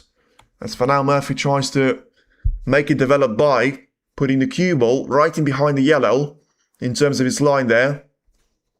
And now, well, he certainly can see 4 reds there in the pond, but I don't know what he can do with 4 of them actually, because he might have to go for the red right next to that line of the yellow cue ball and, you know, another red there for him to be seeing. He may have to just try and play that shot in a way which, I mean, listen, easier said than done there. You could always say, well, all he has to do is to play that shot thin and then he gets away with it. But with how straight the cue ball is in relation to that red, literally exactly above it, it was always going to be a very difficult shot for him to perform. And in the end, he played an absolute blinder there. And that's going to be certainly acknowledged there by Murphy. And it's a fantastic shot in that circumstance. And Murphy is going to try and roll the cue ball towards the blue. He's not going to be able to get anywhere near it. And once again, Stupid finds a whole new level there of a mistake. I know it sounds harsh, but you need to see it with your own eyes. I have never seen Murphy play so many mistakes, I don't think, in my life in a match. I know he was bad against Williams in that final at the Xi'an Grand Prix, but he was doing a Ronnie there where he was lining himself up with more and more difficult shots. He's messing up all the easy ones now, and I tell you what, I mean, you genuinely wonder if you're going to have to bet against Saengkham for the rest of the tournament, because Trump in the first round should be an easy match, isn't it? Trump is never going to lose after he's won the Shanghai. Ronnie recovered after being 2-0 down against Jackson Page. Come on, I mean, it's the world number 45 against the greatest of all time. Ronnie's not going to be taking this one lightly. Next round, we see Shaun Murphy. Come on. I mean, he's the most consistent player on the tour as it stands, and he's certainly going to be able to get past those mistakes that we've seen from Trump and Ronnie. 5.5 frames later, and all of a sudden, Saengkham is by far the favourite right now as it stands to win the match. You wonder where he comes from. But you also wonder on who is he going to take to stop him, because sometimes, as he was with Chepchaya in the World Open last season, it could be just written in the stars, and it could be very much down to an opportunity here to be written from the Saengkham's point of view. I agree with you, Sean, making stupid errors today. If he can beat Trump and Ronnie, he can beat Murphy. In fact, he can win it all. Yeah, but I mean, once again, like, I don't think, and I know it sounds like I'm taking credit away from him, but I mean, let's be fair, neither one of those three players have played well against him. I know it's nothing to do with him, but what I'm saying is anyone going to actually play well against him? So give him a proper challenge, because I will be honest with you, it's not been great to watch. As I say, I think at some stage it was interesting because Saengkham there gets unlucky. He's played a really good shot, my type of a shot, in relation to, you know, getting that cue ball to be lined up from the blue with a nice little angle, very much firm contact with the pink, plenty of power. Just didn't really get the cue ball away from the Reds, and he's got one, but to say that it's an easy one would be very unfair and wrong. But he's taken that one well. Let's see if the black goes into the corner. Well, it clearly does, since he played for it. Could not have played for the pink or the blue. And I tell you what, we are seeing, for now at least, you never know when the mistake is going to come around the corner. But, I tell you what, that is tight. Let's see if the black is going to go past the red. He will, but is that going to be any sense? He will be. I thought that the red is going to bounce away a little bit too far away from the cue ball, but once again, hanging on there, Nippon, but just trying to stay in contention. He's got a great chance of playing for the blue, and even 12 points at this stage of a frame. I don't know why it's stuck on 115. Is that genuinely 115 points? I mean, to be fair, we have seen those 12 points for Murphy to be from foul points. We've seen 24 now to be scored from the Pond's point of view here, so yeah, it does seem like we're seeing so many of those Reds still at the table.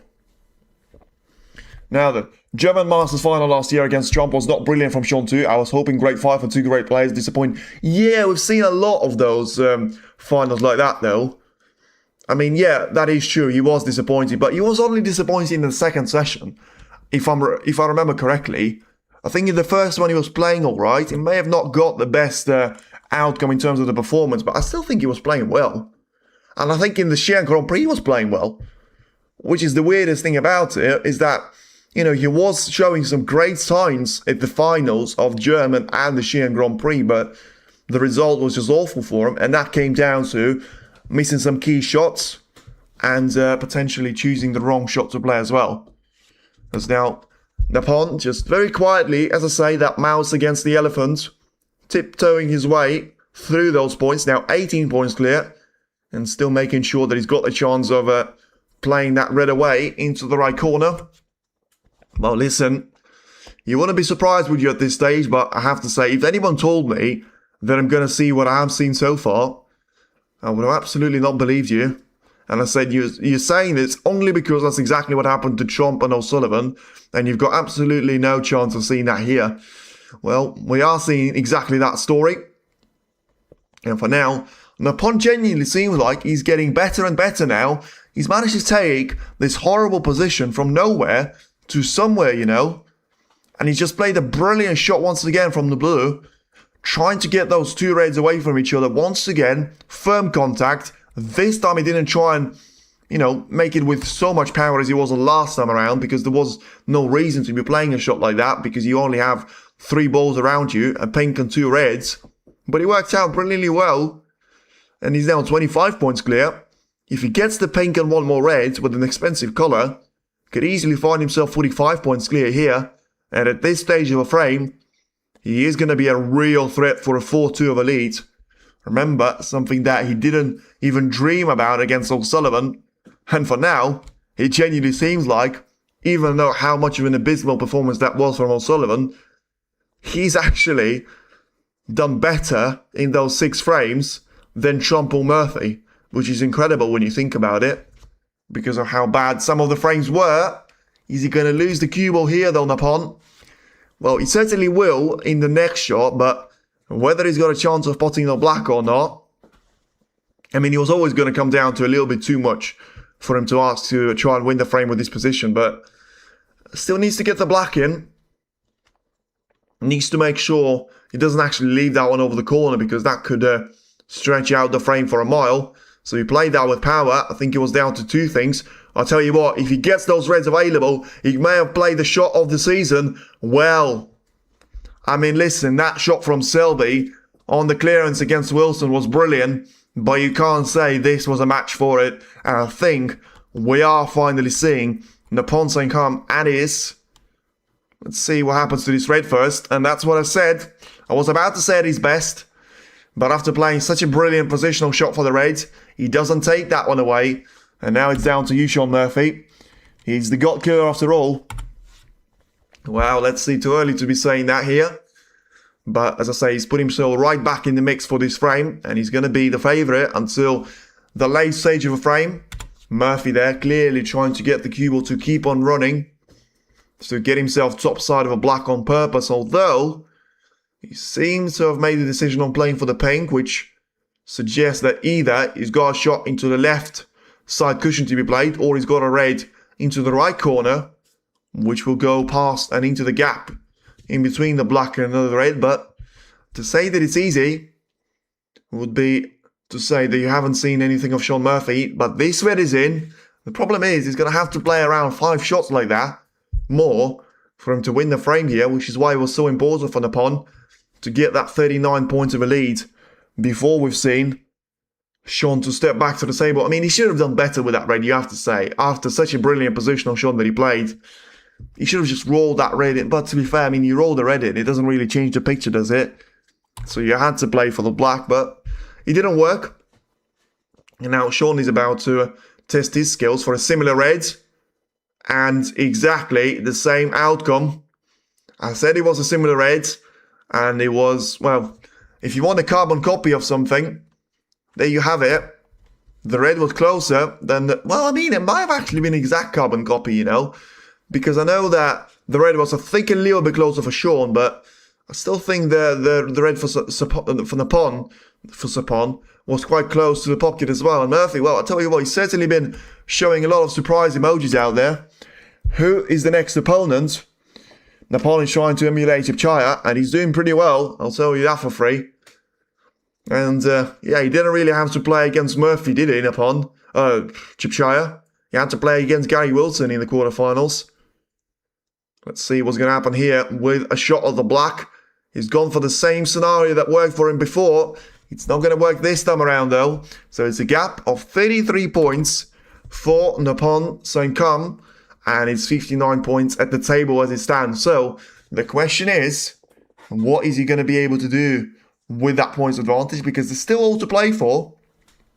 Ideally, would like to put one of the colours to be safe as well, so that it's not down to the reds, which is most likely to need majority, if not all of them. I mean, let's have a look at the situation here. 33 points clear. So if he gets 2 colours in, he should be enough with 2 reds. But if he only gets the colour of one of them, or neither, he may well need the penultimate red as well. And that's not the way that you want to play a safety shot. And, well, Murphy's now, once again, going to be storming his way back towards the table and looking to see a winner here. Next play, Joe or Gilbert. Yeah, so we still need to see on how that match will go. Although for now, it seems like Gilbert is going to be waiting for someone else from China. Of course, he's not going to get that in the next round. But, yeah, I mean, for now, it seems like whenever someone against Gilbert has got a Chinese passport so far in the season, he seems to struggle big time.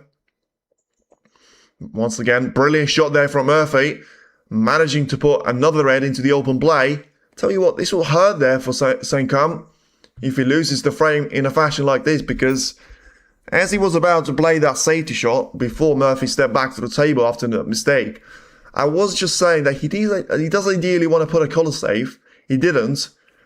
And now with a single shot there that he's misplaced, he put 1 red into the open play. The next shot that Murphy's played, he put another red into the open play, which limits it down to just 1 red onto the left side cushion, exactly the same position as it was for, I think, the second frame for Naphon, where he just didn't take the black away. And Murphy was able to make a break of 27 points to have won him the second frame. I think it was in the second frame. Anyway, he's got 3 shots now to try and make things right when it comes down to that red on the left corner, and he may try. I think he needed more of an angle to be fair than that. I thought he might try to bring the red off another red here with the cue ball. It may still try and do that, but not going to happen here. So what's it going to be on the black then? I don't know why I'm missing 2 points. Oh, because I've counted him as a red in terms of the yellow. Now then, a good shot on the black, pretty much about as good as he's going to get. So, what do you do here? Napon gone for an easier shot on the red, but a more difficult shot on the black. I think with Murphy, he's going to have to play this shot with backspin, try and take that cue ball on a journey. I don't think he's going to be happy with the outcome, but I thought the cue ball might go over the blue ball line and be the wrong side of the blue. I think he's actually perfectly lined up for this one to try and take the blue away here. Get himself lined up for a shot of the blue. And now, all of a sudden, he's got a brilliant opportunity to try and make things right there for himself, as I'm just sorting out the scoreboard. Napon win. That pocket isn't generous at all. Well, for me it is. But it depends from what side of the table player. I think when you play a shot exactly on the cushion, whether it's down to, you know, left side or right side or black ball or ball cushion, I think that's a different story. But when you take it in a straightforward, normal line there, if you like, I think it does become very generous. And we've seen that time and time again where if you look at the player's face, they know on a normal, and I am going to use that harsh statement, on a normal table, it should be staying at the table, but it still drops in. We've seen that to be a common practice in China, but I'm not sure whether that's the right thing to be doing. But at the same time, we're now going to have a great line off.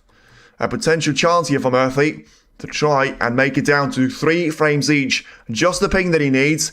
He gets that one in, and he's going to have a chance to make it a break of 49 points exactly at the end. So, a really good break for Murphy, and he has managed to respond against all the odds there. When he was down and out of that frame, Saengkham just not doing enough there to put one of those reds safe, and the rest was certainly taken care of there by Sean the Magician himself.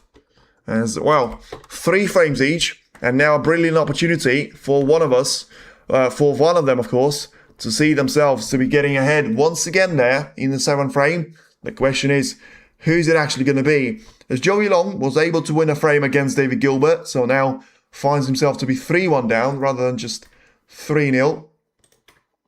With a break of 60 being the highest. Still haven't seen any century breaks at all. We've seen a break of 81. This would be the highest that we've seen so far in the first frame from Napon Saengkham, and that was pretty much the only thing that we've seen above. There are, 50 points out there.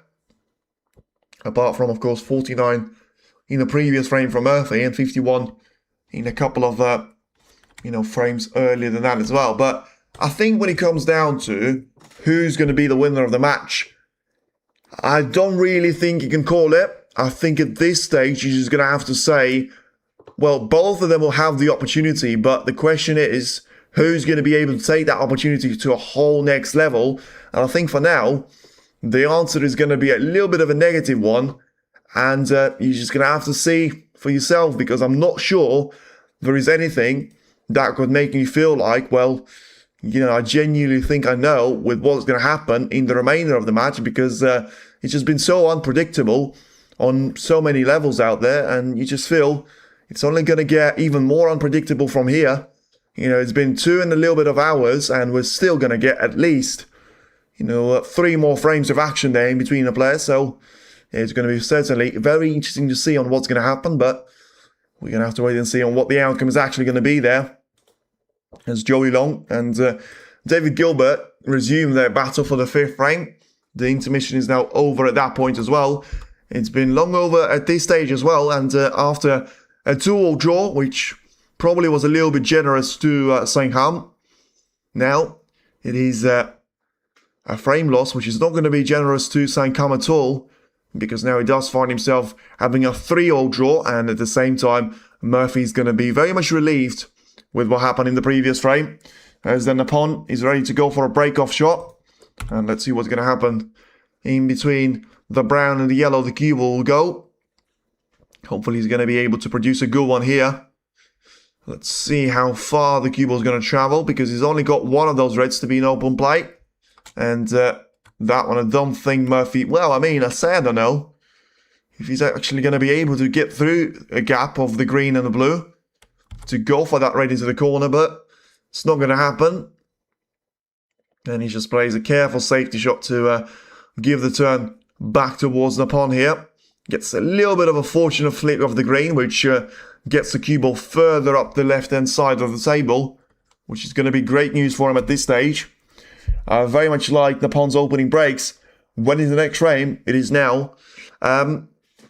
Don't know, Letitia. I mean, I know what you mean there, but I'm not really going to say I'm a huge fan. I like a Murphy break. I like Murphy's break by a whole lot margin more.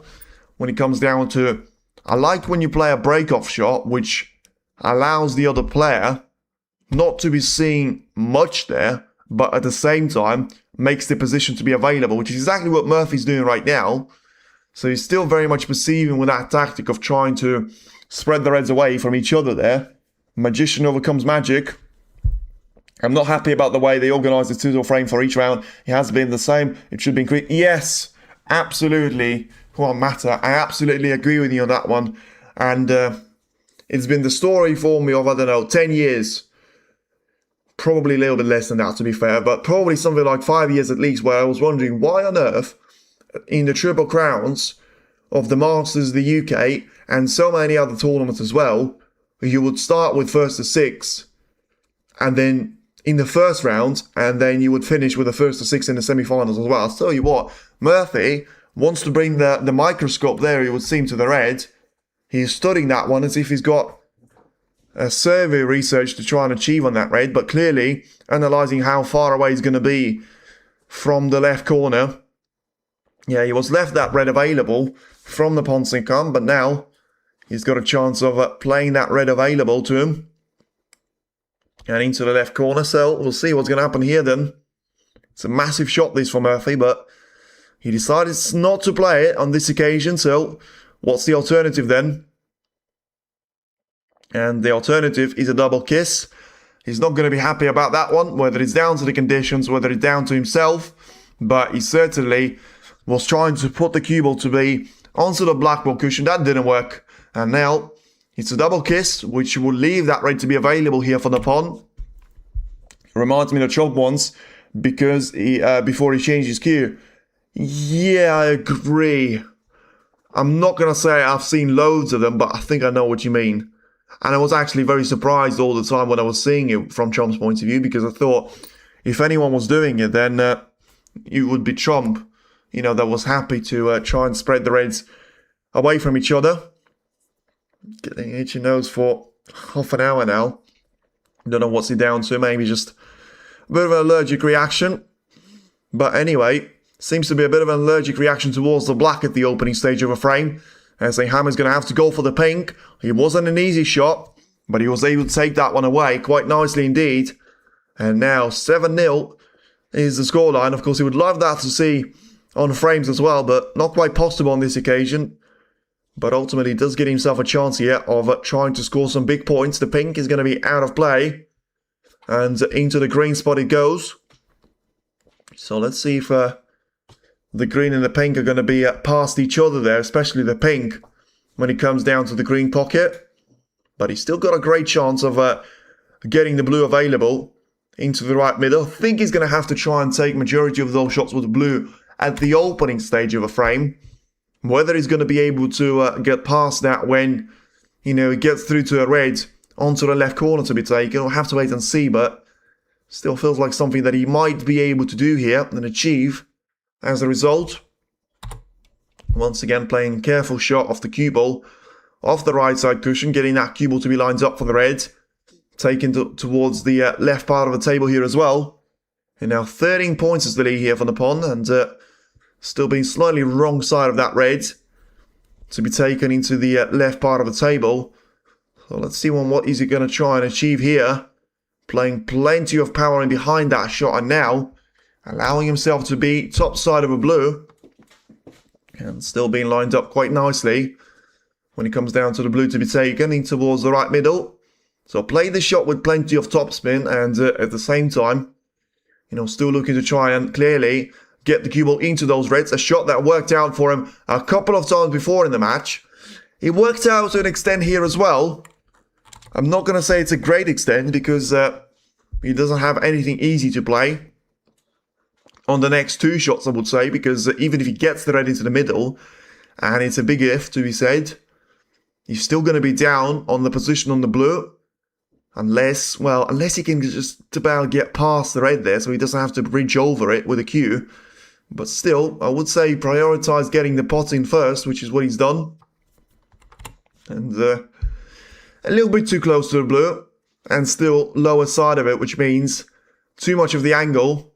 He may actually, a little bit surprised by that, but it just tells you that, the cue ball is too close to the blue. He's going to have to try and take the shot into the green pocket. Still, no extra power, no extra nerves, and very, very smooth cueing there from the pawn. As he's still, apart from that weird safety shot that he's played in the previous frame, he's had a really good 2.5 frames there, but it's just that sometimes one mistake can cost you very dearly.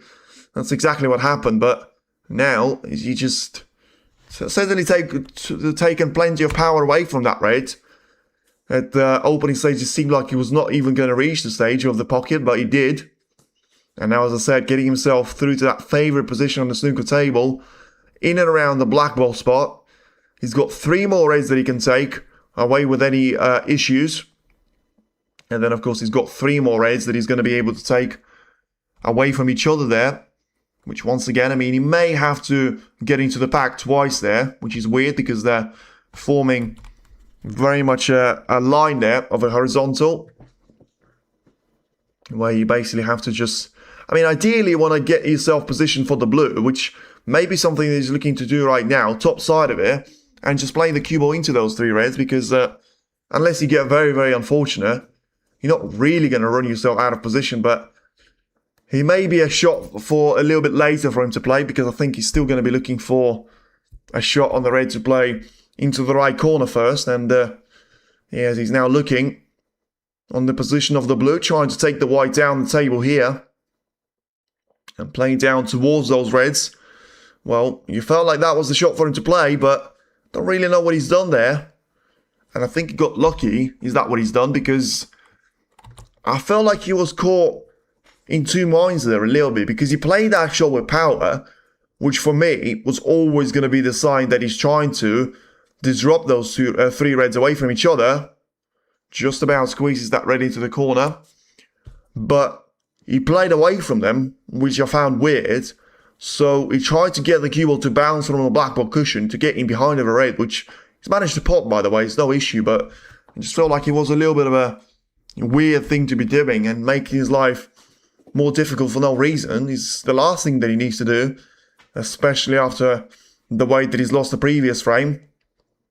He needs to make sure he finishes this frame with a scoreline to 0, which is still quite far away from doing. And he's going to be even... I'll tell you what, once again, those pockets just being way too forgiving there. And the red, which should have never gone in, if you were playing this match in Manchester, Telford or Leicester, does go into the corner. And that allows Saengkham to be let off the hook there a little bit. O'Sullivan should have taken us to a decider. It would have been epic. Well, we'll see.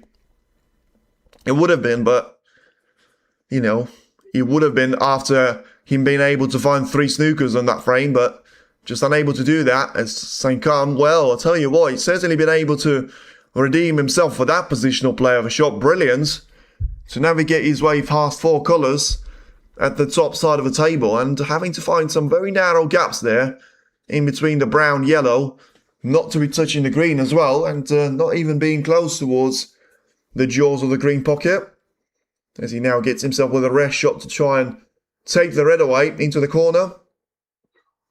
Played that shot just about well enough so that he's still going to be on the blue, but a lot more importantly, he has allowed himself to get 1 more red into the open play. He didn't touch the other 2 though, which means they're still going to be compromised by one another. So it is going to be quite interesting to see on what is his decision going to be here, because he's going to try and do the same trick again. Well, the reason why I said that previous trick was so good is that because it was unlikely to repeat it twice there, and that's exactly what happened. Catching the brown full ball, leaving the cue ball to be very much on the brown spot. Nothing to sort of make the shot more awkward there than it already becomes. But once again, his long range shots have been far from ideal. Is this one going to make its target? He certainly will. And of course now, 60 points is the lead. With the black, he'll be 67 points ahead with the exact number available. And then he's still going to be able to try and play in behind of those reds to try and take them into the, green pocket, right middle, left middle, or yellow pocket. The choice is his. It's not going to be an easy shot, whatever happens, but it's certainly going to be the shot which will put him clear of any pressure there from Shaun Murphy and ensure that he's going to be very much the man for you to try and beat. And when we come down to it, trying to play that cue ball on for the black here, well, tried to power that shot in, which surprised me. But yeah, I think... I was just about to say it doesn't really matter, but it does matter because I thought Murphy was going to be forced into taking that same red away. He won't be, because he's got a shot into the left middle to be taking on right now. And that was, once again, not perfect there from the pawn. After such a good break of 67 points, he's just not able to get himself over the finish line there. Hope of a century, maybe, but only in the past there, Letitia, I'm afraid. And not O'Sullivan faulting that 9 frame. Cue ball got bumped into the corner pocket from Potting Blue to admit. Yeah, agree, that was unfortunate, but it's certainly his fault for going from 3-1 down to 5-3 down, yeah? I think, and Ronnie, by the way, he was smart enough and he was intelligent enough and he was sportsmanlike enough not to be saying a word about that blue, because I don't feel like he deserves to. You know, let's be fair. Even if he... that was a little bit of a weird... I mean... I understand why Murphy was trying to get the cue ball so desperately with a precise angle, but missing out on that red is not going to help his chances for winning the frame. So still 59 points behind. 59 at the table. The pawn seemingly seems to be in charge of the frame as it stands, and as soon as he gets the red away, he probably puts it down to bed there when it comes down to the chances of Murphy to be winning and taking this match away from him. It's a very careful shot, trying to separate those reds away from the cue ball whilst putting the whites onto the right side cushion, but at the same time, just getting himself with plenty of distance in between the white and those reds into the left corner. Distant pass for 5 minutes, yes, no consistency at all. I dreamed for it for a second. Yeah, exactly, Letitia. I mean, you probably have to be only celebrating a century when you actually get there. But yeah, I don't think this match is going to be all down to breakwood. I think it's just going to be, squeaky bum time from the first frame. And, it's not going to be great. We've seen that, and we've seen that again from Murphy, where I wonder if something's not right with him, genuinely from the physical point of view. Maybe he picked up something there, because I can't believe that this is Murphy that I'm seeing there. Everything that he's strong at, he's sort of lost, apart from his long-range shots, which is extra weird. He's played a very weird safety shot where he wasn't even close towards the target. The pawn there, just carefully rolling that red in towards the right middle, killing the frame off, and now making sure he can go on and make another break of 50 plus points, of 59 available to him, as he takes the first red with a black combination. But yeah, I think more importantly, it will be all down to the cue ball positioning. He's not too bad for him here, but as I say, I think it's down to just trying to score as many points as he can. He has now won the frame, whatever happens, and Murphy is going to have to win 3 out of the last 4 for him to be the winner, which is not easy, especially when you play about as inconsistently as you ever have done, certainly on my watch, as we now seen a pawn looking to try and aim for the reds onto the left side cushion, and carefully just trying to roll that one towards the pocket. Once again, no pressure on those type of shots.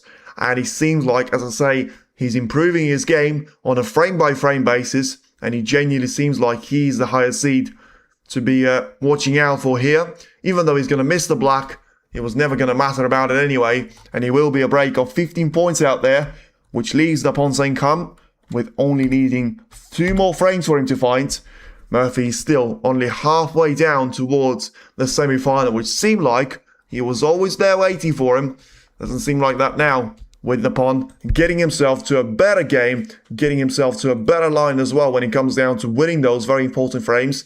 And now it's all going to come down to whether we are going to see the improvement from Shaun Murphy's point of view, or is it going to be all down to a bit of a steady ship there from Naphon Saengkham, and he's going to be able just to slowly but steadily take it away from Murphy and make sure he's actually going to be very much the player to try and make himself, well, to go into the semi-finals incredibly and face what seems like David Gilbert as the most likely of the 2 players, although Joey Long is still battling in that 5th frame.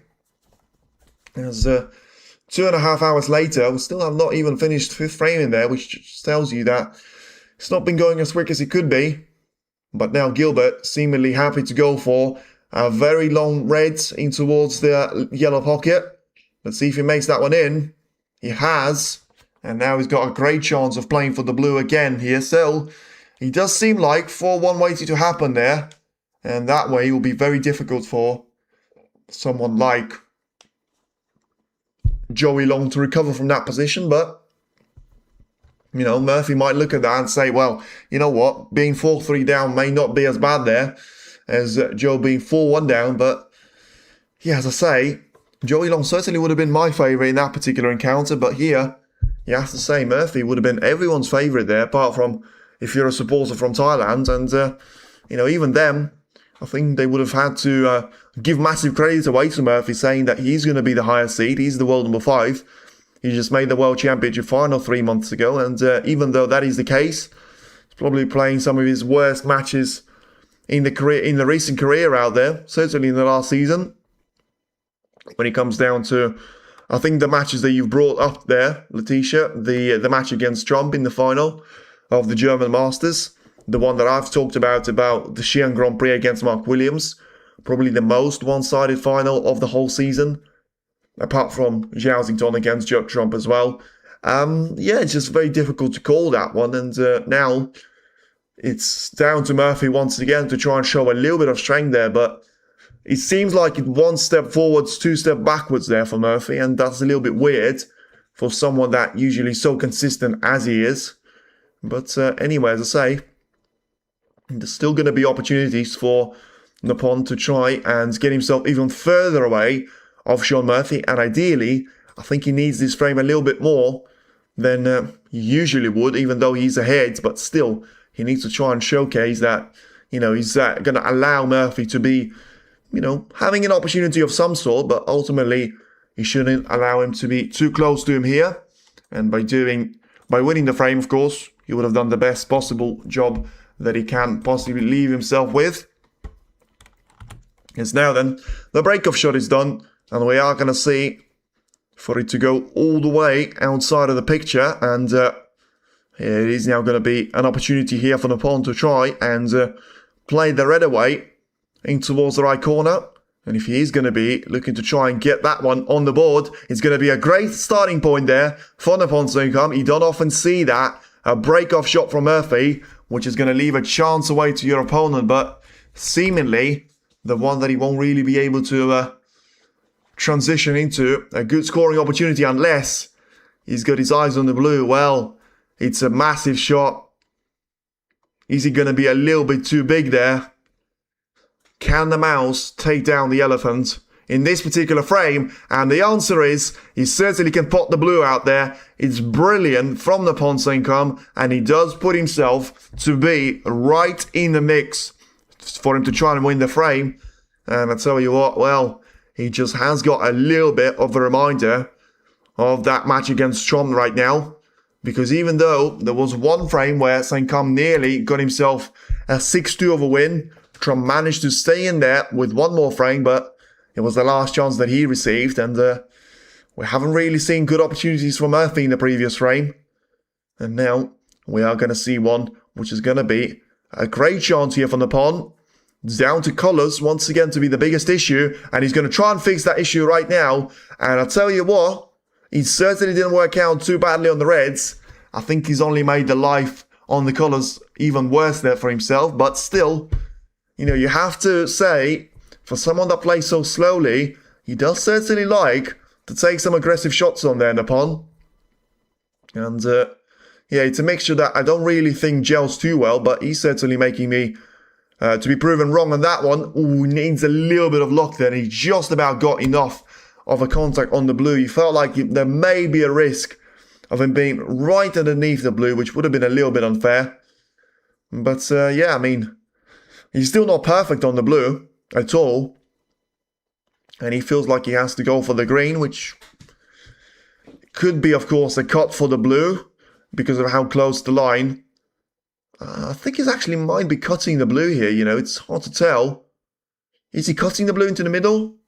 No, he's not. He's playing the green in towards the green pocket. So he did try and get himself lined up for the red to be taken into the right corner. Needed to be a little bit lower though, because as I say, that's the problem with a position like this. When you've only got the blue to be available, unless he plays for another colossal shot there for him in relation to its meaning for the match outcome, if he tries to hold the cue ball for the black, he may still have the opportunity to try and make things right for himself. No, he gone for the safe option, tried to be on the blue, which he had to play with a little bit of extra shot there, a little bit of extra power there on the cue ball. He played it so well that he's now got a perfect angle on the blue, even though it's going to be slightly away from its usual spot. But, of course, that's also given him a chance of choosing from the bold colours as well, which Saengkham feels like he's going to have a better chance of trying to get on those reds from the yellow. So pots the yellow. Let's see how far away the cue ball is going to be from the side cushion. Not far enough to me. But, yeah, I'm a little bit surprised with that. A little bit probably being a little bit generous with that. I don't understand what he's done. And why did he go for the yellow and then run himself in the position where he is right now? Okay, that might be the answer. The red in the middle of the table is available. The cue ball is going to find its way towards the pocket there. Well, a similar shot to what cost Ronnie O'Sullivan very dearly yesterday, the day before I should say, in the match against Naphon Saengkham, and when the cue ball got caught from a shot onto the blue and yeah, sort of gone into the pocket. Now it is 19 points that plays 4 here for Naphon, and at the same time only 2 frames for Naphon to win. Keep on fighting. Well, we'll see what's going to happen. Thank you very much, Letitia. Appreciate the work there in the chat. But now it's a great opportunity here for Shaun Murphy to be looking for a chance of, you know, getting himself back towards the action here for this frame number 8, the frame that he absolutely must win. Otherwise, Saengkham will have 3 frames for him to try and win at least one of them. And that's going to be very much job done there from Naphon, and that will put him right into the mix for the semi-finals. Once again, having a good old look to see of what's going to happen here at the table after Murphy played his own safety shot. It's difficult to see if he's got enough vision there in the reds past the brown and blue. Thought he might try to take that one away, but in the end, he found a good line for him, which clearly, you know, made the satisfaction work for himself. But he's left a long red available here for Murphy, which, you know, unlike anything else, he's actually been pretty solid at. Although, I think the further he got into the match, the worse the long pot success has become. This time, the red is going to make its way towards the pocket. And once again, it's a brilliant shot there from Murphy that allows him to be lined up for the blue in towards the right middle here. Only 14 points is the lead for Naphon Saengkham. And we're now going to have a look to see on what's actually going to happen when it comes down to this opportunity of scoring some big points for Shaun. Because even though, of course, he finds himself at the table, he still finds himself being 9 points behind here, which makes any chances of winning the frame at this visit to the table to be quite slim. But I think his chances of trying to score some good points and get himself 30 points clear are still going to be in a relatively good condition, because he's got a chance of playing at least 5 more reds, I would say, if he takes them in the right order. And at that stage, he would leave it down to 51 to be available, and something like 20 points of a gap that he would have over the Saengkham, but it depends, of course, on how many of those reds that I said are available he's going to be able to take, but also how expensive of colours is he going to be playing with those type of reds. So for now, he's about to do something very interesting indeed, because he thinks the pink will go into the right corner. So that's going to be a massive game changer, because not only for 1 point that he would get of extra red, a colour combination, which is still important because of, 5 points that you can win this way, but also I think he's got now a colour which is a lot closer to those reds, which makes the positional transition a lot easier. But at the same time, I think it also makes a potential contact to those reds to be a lot easier as well, to be made through the pink there, rather than having to go all the way for the blue, or having to risk, your positional shot and also the pot success when it comes down to the, you trying to use the black there if he wants to. But so far so good there for Murphy, making it down to 26 points of a break. The pawn will win. Well, 74% of you think that way, whether it's down to bias or whether it's down to a 4-3 lead that he had. It depends, remains to be seen, but looks very nice for Murphy as it stands here, of course, in this frame. But as I say, I still think he's a mile away from winning the frame, and would be very surprised he would win it in that single visitor table. But the further he gets, the better his chances become, obviously. And 75 points at the table as it stands, 18 points being the lead. So what can you try and achieve? I don't know why it says 75, by the way, because it should be at 59 here. Because, yes, of course, because the pawn has managed to put a red away and then putting the cube with it. So that's why the graphic is going to be slightly further away with it. But at the same time, there is still going to be a chance of Murphy trying to utilize those points at the table, as he now takes a black away in towards the left corner. And it's now, as I say, 59 points at the table. So the last of the reds that I called to be in free space. But of course, since he's managed to develop the black there, he has changed the situation slightly.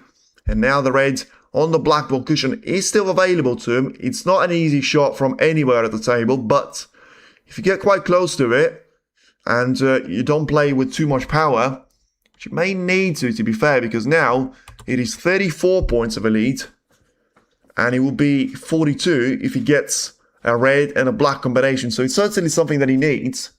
As I forgot to end the break of the pawn there. Let's see, we're going to have to break, if we're going to have to end the break of Murphy in the foreseeable future. And we do. And we absolutely do have to do that. And it will be down to Murphy to have that 49 points of a break. Once again, 1 point short of that 50 plus of a break. But if on the previous time of asking, it was a total clearance which allowed him to win that third frame, this time it could well be the revenge unloading for that particular effort, because it was a very similar mistake to the one that Saengkham has made in that particular frame number 6. And the question is, what can he try and achieve with those reds onto the left side of the table? Well, certainly going to try and do something, because apart from the yellow and 2 reds, everything else seems to be sorted out not quite nicely for him. But there's still plenty of work there to be done if there is an amazing steal to be delivered by Saengkham, and drama to come out of nowhere. So let's see if it does take the cue ball in towards those reds. It did, but only a small little brush towards one of them. And in the end, it'll be 28 points being the difference, and 43 at the table. So as I said beforehand, all to play for, and there is still a chance for either one of the players to try and get himself either a 4th frame on the board when it comes down to Murphy, or, of course, being just 1 frame away from the ultimate win there, from the Saengkham's point of view as well. As he's now looking to try and get that red away, probably towards the right side cushion. I'm not sure if he's going to try and double that one, because I think it would be a little bit of a reckless thing to do. Ideally would have liked to develop the yellow as well, but not being possible at this occasion. And now Murphy does have a 28 points of a lead here to himself in this frame, and we're going to be very interesting to see on the way that he tries to exploit that handicap to himself, and therefore play a shot which will allow him to get at least one of those reds to be safe. Because as it stands, he's only going to need a red and a black combination. He's going to be able to get himself 36 points clear. 35 with the pink, which will allow him to settle for a respot. But still, I think he is going to be looking to try and put one of those reds to be safe as it stands. So, yeah, going to be very interesting to see on what his shot selection is going to be. And there it is. Trying to get the cue ball to being behind the black there. Pretty good effort, you have to say. And interesting to see on what Napon's response is going to be. Is he going to try and play this shot through the ball cushion? Or is he going to be down to, through the black ball cushion I should say, of course. Or is he going to be down to taking it all the way and into the right side rail, which is a lot more risky, but at the same time, this type of a shot is not really an easy one either, because he needs to catch a specific part of that red. He didn't, and he caught the wrong red actually of the two of them. So now here's the question. Can Murphy do anything with an attacking display? No, he can't, so he's just trying to do the same thing over again. So plays that cue ball to be getting in, around, and behind the black there yet again. So then Napon does find himself not only on the back foot in terms of points, but having to play one extra shot there, which, you know, can never really put him into the winning position here. It can either put him back to square one, or it can put him massively on the back foot there if he puts one of those reds to be too close over the pocket, which he nearly done there. A little bit too much of a contact on the red, and he would have been over the left middle. In the end, that's not quite going to be the way that it works out. And now a chance for the red to be taken towards the right middle here. So I think if he tries to double that one into the middle pocket, it's always going to have a great chance of trying to stay on the black here. So, yeah, Murphy just deciding to once again switch his focus up towards a good safety that he's played. And this time around, once again, it seems like Murphy's looking for a snooker there, because he got 3 of those previous shots there from the pond having to be played from the cushion. And I think this one is very much going to join that club. Even though there are 2 reds at the table, he's got the black to cover one of them perfectly well, and he's got the pink to be cover the second one perfectly well. So, yeah, I mean, don't really know what sort of advice do you want to give him, because the easier red to play is the one closer to the left side cushion, but for you to play that red, you're going to be very much under threat of leaving the second red away, and I think that's what he's done. So this is interesting actually, because this is where the maths and the snooker skills are going to have to come into place. The red is now pretty much over the corner pocket, so if Murphy plays that one with a black, he's 36 points clear. If he plays it with a pink, he's 35 points clear, and therefore, you know, you can only get a respot there from Napon's point of view, but he would love to take that cube on the right side cushion journey, then onto the left side, and take it all the way for the black to be played as well. No, not this time. May not even get a colour at all, you know. May just have to try and push one of those colours to be safe, because now 29 points of a lead. I don't think there's any point in taking a colour now, because, alright, you will force Napon to only require a specific colour out there, and that would make a transition from that colour onto the yellow to be more difficult, but I think you have to put something like the green or the yellow to be safe, or safer than it is. Now he decides just to carefully swing that cue ball and roll it in behind the yellow, so it's a good snooker there that Murphy's played. Made that seem very easy for him as well on the pace judgment, and as I say now, 29 points as the difference in between the players, and 35 still at the table. 40.3 being the average break for Sean Murphy, 46.0 for Napon Saengkham, and yeah, you still feel like this frame was always going to be Murphy's one ever since the second part of it has sort of developed away from Napon, ever since that mistake on the, you know, getting the blue to be dropping in towards the left middle. So now it's interesting to see the response that we're about to witness here as well. So ultimately going to miss out on the contact for the red here, so he can't afford to do that again. And of course, if he does it, then he will need snookers for now. It's 33 points of a gap for Sean Murphy, and he's going to have to try And, well, hope, of course, that Nippon will miss out on making contact with that red yet again. Which, once again, makes it very much reasonable to see why it made a lot more sense for Murphy to play snooker in behind the yellow rather than trying to pot the brown or blue, because he got the equivalent of same points. But now, if Nippon doesn't hit the red, which he did, he could have easily left him a red into the right corner, right middle, which he didn't, to be fair. But now let's see what Murphy's going to try and achieve here then. He seems to be approaching the shot as if he wants to try and take the red along the side rail, which, I mean, to say reckless, he probably would be. Once again, an understatement. I don't think he's going to go for it, but I wouldn't be surprised with anything that happens in this frame now.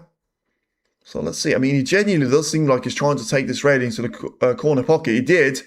He's going to miss it, though, and he's going to leave it over the pocket. That's why I was absolutely stunned why he's done it. I mean, I tell you what, one thing I would say, if Ronnie does it, I'm losing it. I'm doing a total wolf. I'm throwing the headphones at the table, and I mean, why on earth would you do that from Murphy's point of view? It's the only way that he can lose the frame if he leaves a red to be over the pocket, which, I mean, hello, you can play for the black for, which, apart from the pink, is the only colour that will be enough there for Nippon to win the frame. I mean, that was ambition well ahead of adhesion for me, but he's still got a massive 2 shots there to make on the black that he's made wrong, it's gone wrong for him before. This time around, despite how close he was to the front jaw, it was very similar line to the one that he's taken in that third frame, I think it was, or the second one, which cost him the frame. But anyway, this time the black is going to be comfortably in the pocket without any wobble in the jaw. So I said he needs 2 good shots. He played one of them superbly well, even too well, I would say. A little bit suicidal indeed. Well, we'll see. As I say, I mean, if I was a Murphy fan, I would certainly not be saying that with a smile on my face. But let's see, there may still be a wobble from Nippon. Is he going to be able to take the yellow away? He will be. So now, let's see how well he's positioned for the green. It's pretty good, you know. It's not into the green or the yellow pocket. It is into the left middle, which for me makes the shot even easier for him. And a natural dropping angle for the brown. I tell you what, this is going to be incredible. And look at that, the power to play that shot. And did I see a little fist in the air there from Nippon? It will probably be a little bit over the top, but at this time, it may also be justifiable there, you know, because can anyone tell me, can you genuinely see Murphy to be winning 3 of the remaining frames? That's what he's going to have to do if Nippon does make those 3 colours in. He makes the brown into the left middle, no problem. He's top side of a blue. We've seen those transitional shots from the brown to blue to go wrong. We've also seen the same picture about the pink as well, but, well, let's see. He needs the cue ball to carry on running, and he has done. It's the perfect position for the pink. So then, after all that work from the Saengkham in the 6th frame, he was very disappointed to lose out on that frame, but half an hour later, after a stunning 7-frame performance, 5 points behind, 7 at the table, the black, Chip Chai will tell you everything about it. Make sure you get this one in, and then we've got a game on our hands for Nippon to make it into the semi-final. And I'll tell you what now, is it mission impossible for Murphy? He does find himself making that break of 41 points at the end, which I'm not sure how it was possible. How did he make a break of 41 points? He's only had 35 points at the table, but he's won by 2. Anyway, it doesn't matter. He's only won by 2 points.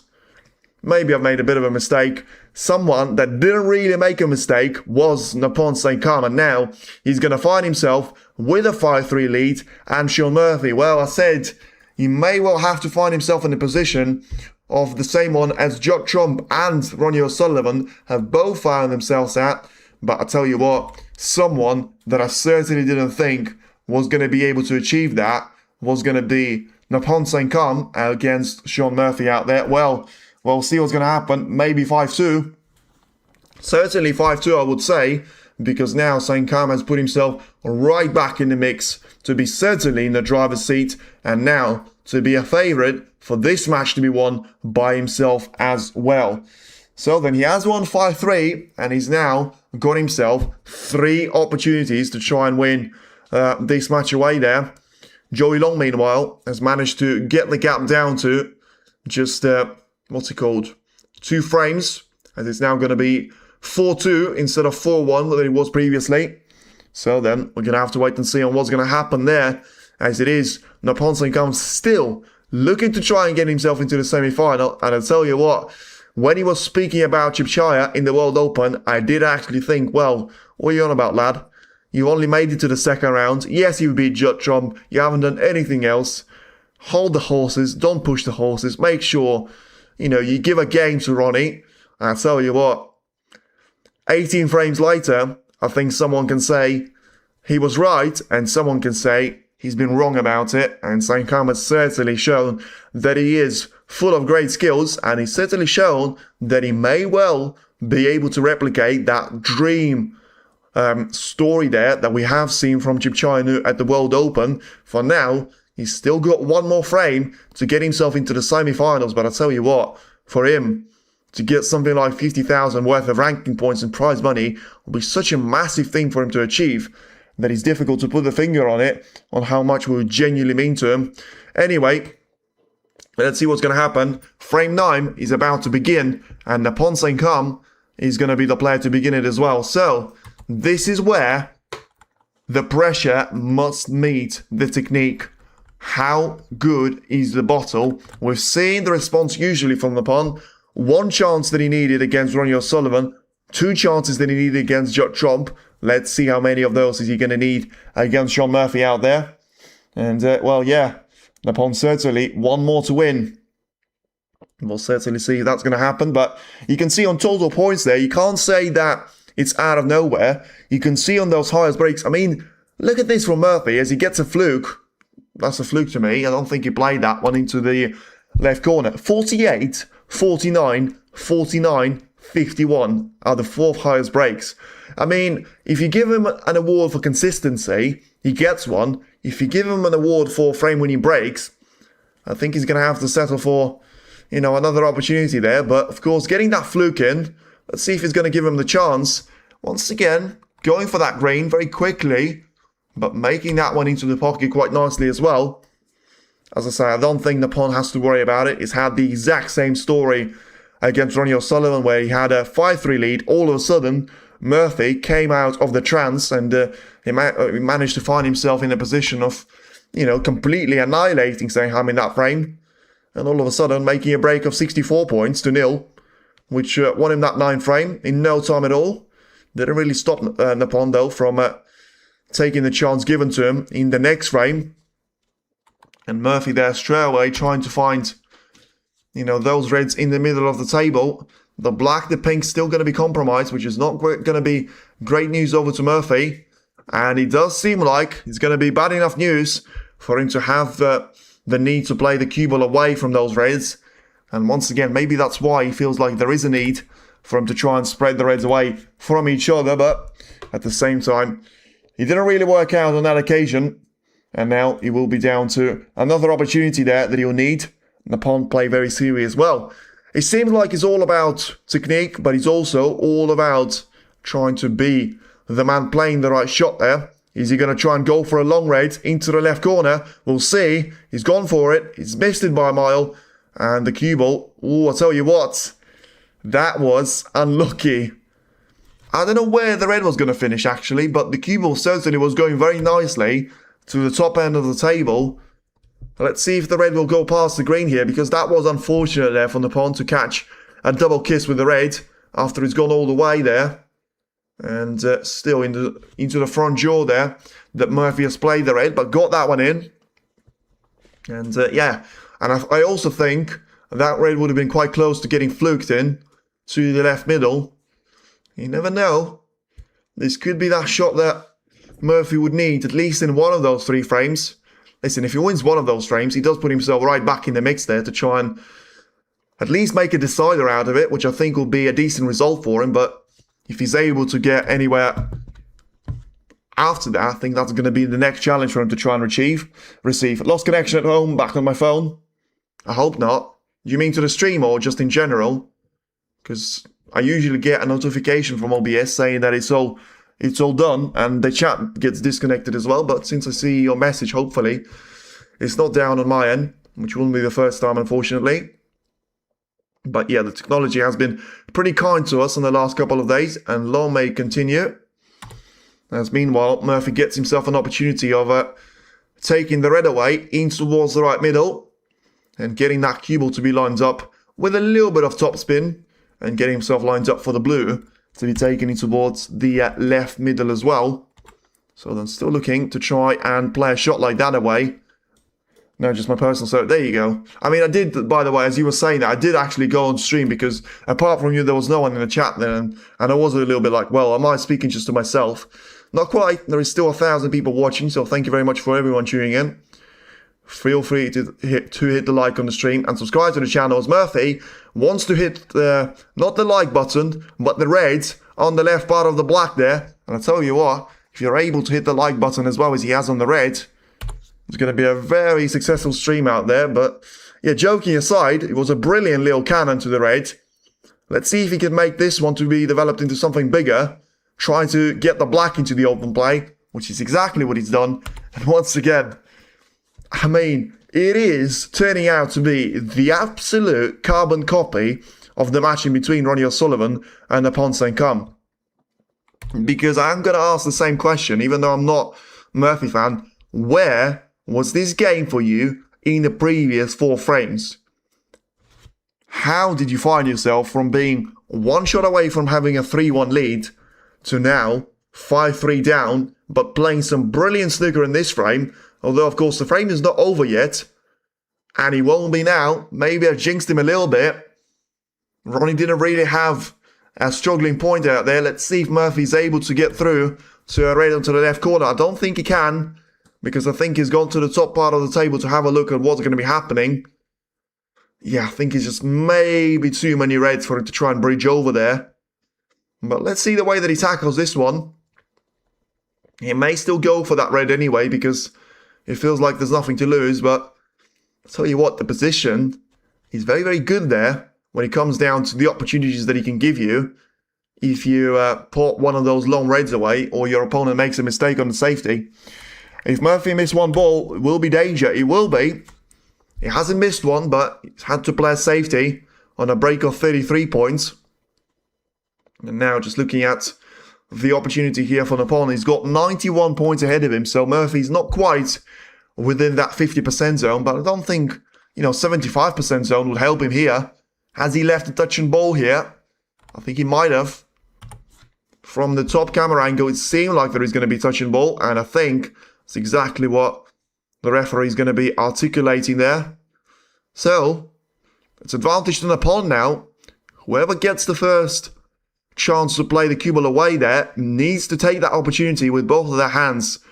Make sure you cover the red at the top part of the table. Make sure you take the cue ball pretty much as wide as you can towards the left corner as well, but without, of course, leaving that red available towards the green pocket to be taken, which is, I think, something that Murphy's going to be looking at right now here. So, as I say, still needs to get the red in. So far, his long-range shots have been brilliant. This one is not going to be an exclusion, but what can he do with those reds? Has he got one, or at least a couple, available to him to be taken into the right corner? Because it does seem like he's not going to be making any mistakes in this particular frame, although the cue ball is going to be slightly out of reach there for a comfortable shot on the red. But ultimately, I think it's just going to be far enough there from the right middle and the right side cushion for him to be taking this one without too much of a concern. But seemingly doesn't mean that that's going to be the case. And he's missed that red. He was playing for the black there, of course, but now, talking about Murphy missing, I nearly said Ronnie missing because of how similar this match is to O'Sullivan's performance. Tell you what, he genuinely makes you feel like that O'Sullivan's performance being called a disgrace probably was a little bit over the top, because I think Murphy genuinely played worse. Now then, how good can Saengkham try and finish their performance here? Can he take this shred away? The answer is he can. He gets the perfect cannon on the Reds. Well, Napon, everything now is going to be ahead of you. You've got the first chance earlier than you did 2 days ago against O'Sullivan. Now it's all down to whether you can take it. One more, Napon. Murphy's more cautious now. Messages that didn't really work out to be coming true out there from Letitia. I had plenty of those, don't worry. I said that Murphy's going to win this match 6-2, Letitia. You only made one mistake. And yeah. But basically the rule, if you hear a prediction for the China Open from me, go the opposite. You might have the chance of getting that one right. 38 now is the difference in between Saengkham and Murphy. And you feel like it's still a comfortable lead.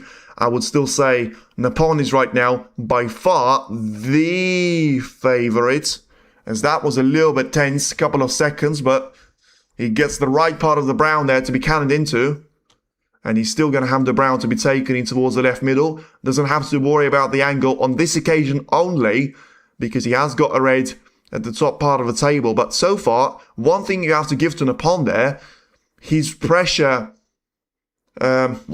pressure resistance has been brilliant.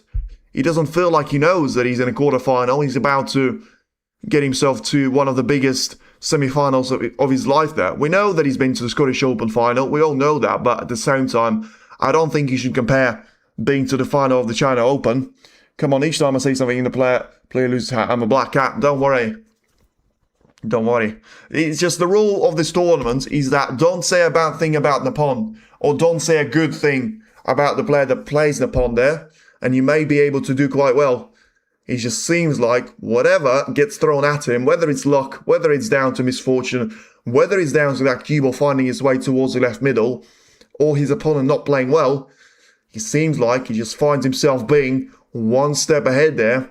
And now he's got 4 reds, 4 colours after this brown, which he has taken now. And I don't like the line.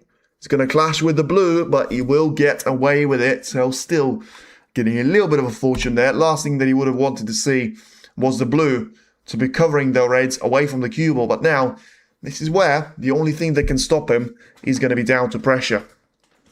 I think he's got one more easy red to be taken into the corner. I think the 3 reds next to the pink are going to be freed up if you take the middle one away from them.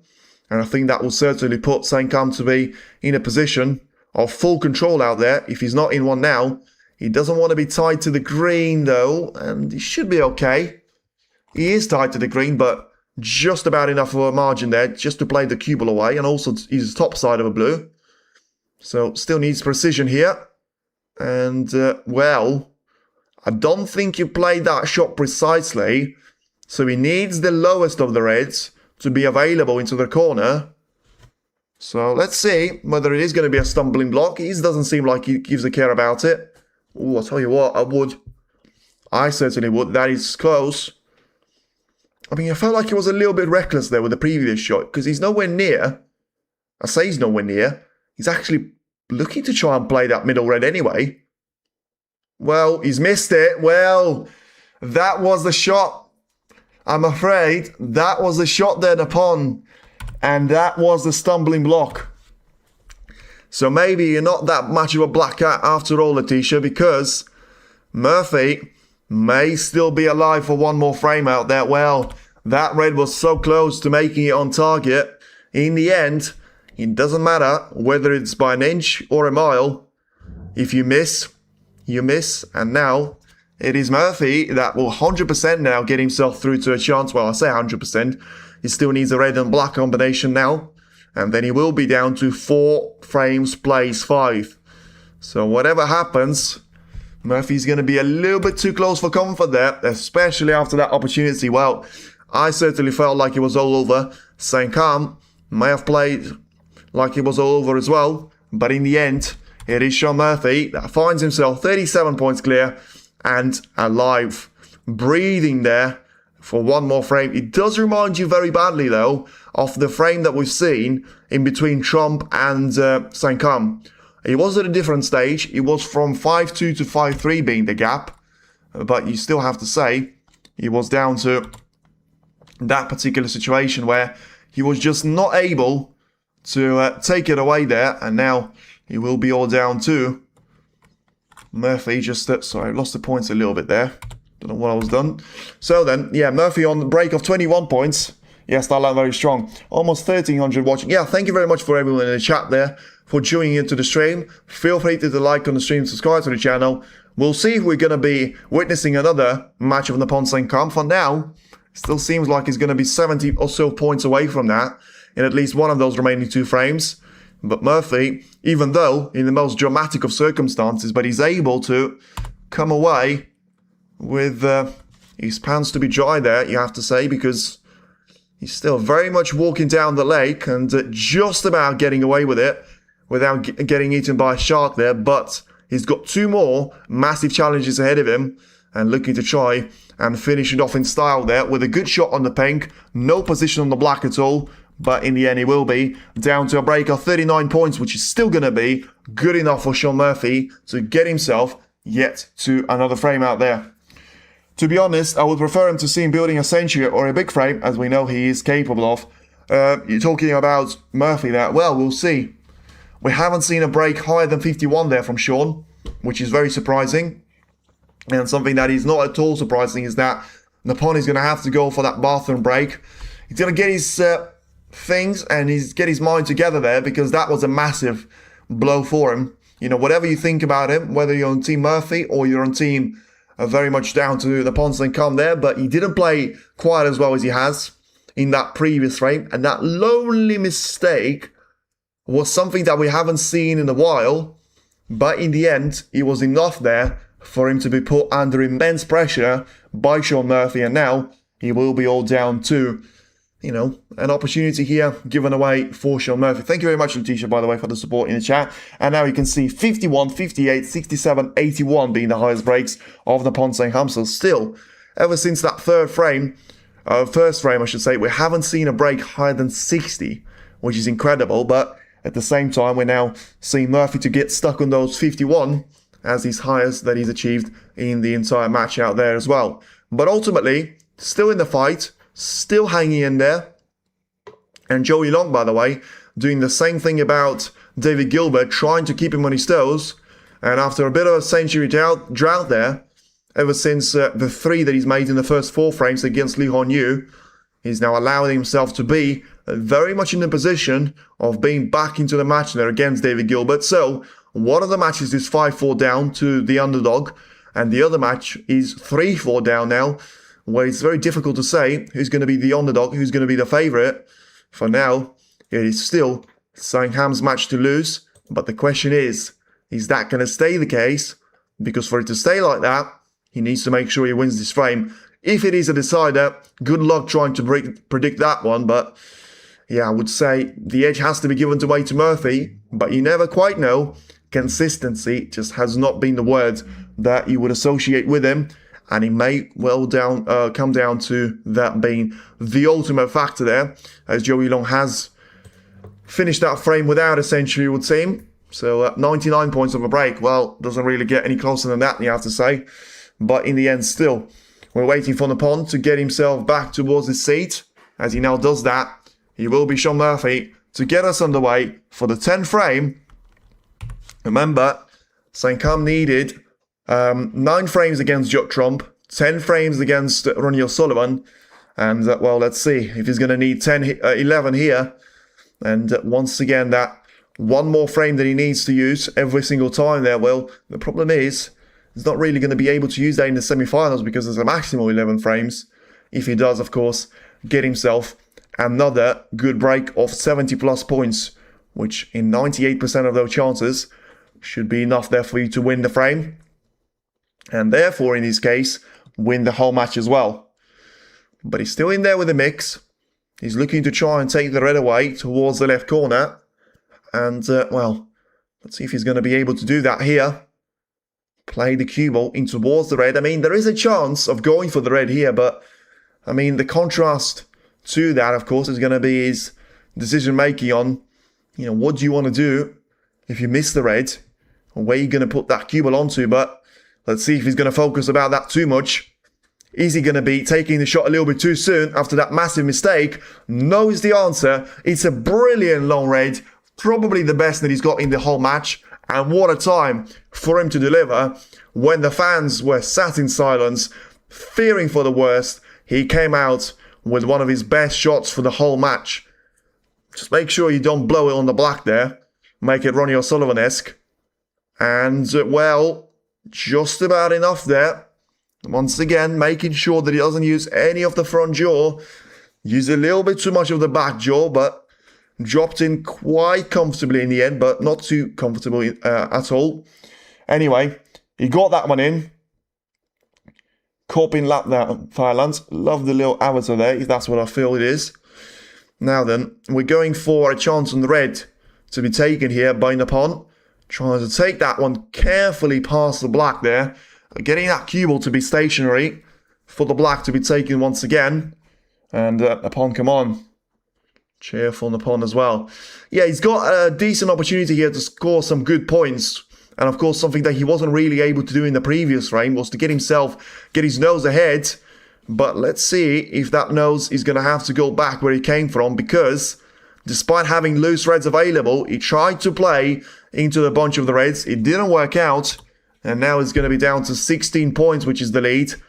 Getting the cue ball to be stuck in between those reds is not going to make his life any better. And unless he gets a touching ball, he's actually got to think about the safety shot to play here, because, you know, he needs to be cautious of it and cautious of leaving a touching ball himself. But I think he has done that. And I think Murphy's going to have a free shot to be taken, which, no. Okay, referee says no. And if the referee says no, he can't do anything about it. Murphy's going to have to try and make it a bit of a touch on the red. And therefore, you know, he can't just send the cue ball through two cushions. Although I feel like the gap would have been a little bit tight for him anyway to do that. To try and get the white to be sent towards the yellow. And towards the ball cushion in general. So then 16 is the lead of the points. And yeah, now of course Nippon is going to have to... Well, I don't know if he's going to have to fight with his teeth there for it not to be a re-rack. But he doesn't really want it to be losing 16 points out there. Because still, as I say, he needs 70 on average to win the frame. And 16 is better than 0 for you to start a frame from. Especially, you know, the position is not the easiest right now. There are a couple of reds on the side cushions, which have probably been the nemesis of Shaun Murphy so far in the match. But the question is, of course, how long is this going to be prolonging for? Going backwards and forwards on the cue ball, playing it with around 1% of the overall power that you would usually expect the players to play their shots with. And Murphy tries to develop the situation, but he played it with some sort of a risk. And I do wonder if the red goes past the pink and into the right middle, because if it does, by no means it's an easy shot. But at the same time, by no means that shot should have been available there to Nippon. He's going for one of those two reds, and I think he is looking for that red closest to the pink. Well, can he redeem himself? No, just about. Always looking like it was going to be close between the front jaw and the back end jaw out there, but you felt like he shouldn't really dramatize that one too much because he was still nowhere near on the colours, and he clearly was... He's probably going to start to be feeling it at that moment there, whether it's 16 points or 1 point. He wants to just get those reds away from the table and make it as much of a dogfight as he can, which is a smart move there for me to be done, because I don't feel like he's got any momentum to carry over into this frame. I think he's got pressure, and I don't think Murphy's playing well, so I think it's going to make sense for Nippon to try and do that. Cheer up, Nippon, you can do it, Nippon. Now let's see what's going to happen. If there is going to be a chance. Once again, Murphy's unhappy with this one. He feels like he was robbed there. Well, Saengkham is not going to see this as his problem, as he's now making his way towards the table. Not for the first time. You can see an animated reaction there. Murphy throwing his hands around his head, saying, what on earth was that? Or maybe choosing some a little bit less respectful words there that would have been going through his head. Anyway, I tell you what, you get this red in there with Nippon, which is not the most difficult introduction shot you're going to have. And he makes that one in. Was unable to hold it for the black, which I think for me would have been the ideal case scenario. But, I mean, listen, I said in the previous frame he's not going to get a better chance than that. And guess what? He got one here. 1 point on the break, 17 as the lead. How many reds in open play can you count? 1, 2, 3, 4, 5. Easily 5 reds that he can go for. If, once again, he takes them in the right sequence. You know, only 3 of them are available right now. But that number would increase to 5 in no time if he takes the red in towards the left corner, which he's about to do now. So he's clearly going to get his brain to be engaged to 100% capacity. Make sure that concentration is going to be very much making his arms as veiny as possible. Just trying to go for every single shot as if his life depended on it. And with every single time, especially a red disappears, you know, he makes that dream to be a lot closer to once again returning to the top stage of the snooker heritage, of the snooker pyramid, and making himself to be very much in one line there, although still to be a couple of words behind. How is this shot going to work? A little bit too close for comfort, but in the end, he seems like he's going to try and play it off cool. So maybe, you know, I'm not going to say for sure that he meant that, but he may have actually tried to use the other red as a backup option for the cue ball to get stopped, but always risky because of how close the cue ball is to that red for you to get stuck to it so much that you can't actually see the red that you're playing for. Well, Saengkham seem to be calm there, but the cue ball, once again, is getting lost there a little bit. And I say a little bit, a lot I should say. He's on the wrong side of a blue. He's developed a lot more reds into the open play. He needs 2 good shots once again to re-establish full control of the position there. And then it could be all down to, once again, an all-Asian semi-final still to be on the line there. Saengkham and Watchalong would have been, you know, the 2 players having to try and dig really deep there after not playing well quite early doors there. But whilst Joe is still battling against Gilbert, Saengkham, you feel like he's starting to get towards the finish line. Still not able to recover to a perfect extent there. He is nicely positioned on the black, but I'm still thinking that he might just be a little bit too straight on that one. So he wants to just try and play the cue ball away. He's got the angle, to be fair, and he got the black in as well. He decided to play for the reds slightly higher than the usual cluster of the reds. But yeah, I mean, this is probably where you have to say we're approaching the end for Murphy here, unfortunately. And it's a shame that he has to go out on that occasion, it would seem. But, you know, unlikely that Saengkham would be making a mistake from here. Although, of course, we've seen it in the previous frame. But from Murphy's point of view, I don't think at this stage you're going to have to be harsh on this one. And you're going to have to say, all in all, he deserves the defeat. He hasn't played well enough. The fact that he got 4 frames is pretty much surprising. And, yeah, now it's going to be 45 points of a lead. Make that 50 as the blue disappears. Another easy raid to be taken into the middle. Gets it down to 50 points of a lead here. 91 at the table, so there's still work to do. But you felt like with the position of those reds, especially with a red and a blue pretty much guaranteed here at this stage, they'll get it down to 83. And then you'll need 2 more reds. So 5 shots there needed for Napon to make it his second biggest win of his life.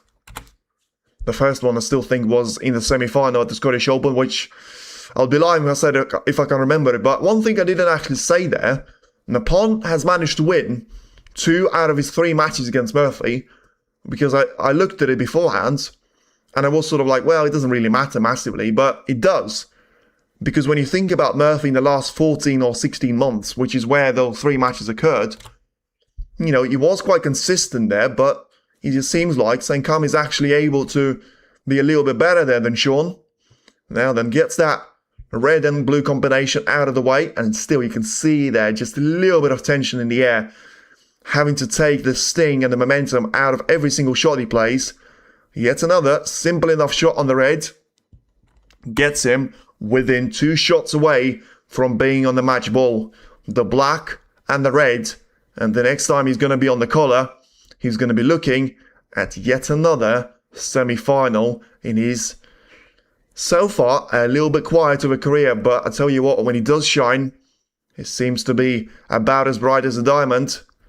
What can he make out of the red? He's going to be absolutely perfectly lined up on it, and you have to say, even though he's not going to be able to achieve that from the first visit to the table, well, this is the end of frame for Murphy. 2 shots there stand in between Saengkham and the match win, of course, as well. Carefully drop the red in. No pressure, no any signs of pressure for now. All of those reds and blacks and blues disappearing straight into the heart of the pocket there on his current visit to the table. 49 points is the lead. He's still, of course, aware that Murphy's going to try and carry on as soon as the black disappears. I said he needs 70 points, and 70 points here will be more than good enough here for Nippon Saengkham to try and make history. Pretty sure the first player from Thailand to reach the semi-final of the China Open. Well, it's not done quite yet, but he's managed to get himself over that frame ball line. And of course, if he gets another red into the corner, there will be no point from Shaun Murphy to be coming back to the table. Confirmed upon win. Not yet, but he's certainly out of reach for the points at the table. 67 available, 72 being the gap.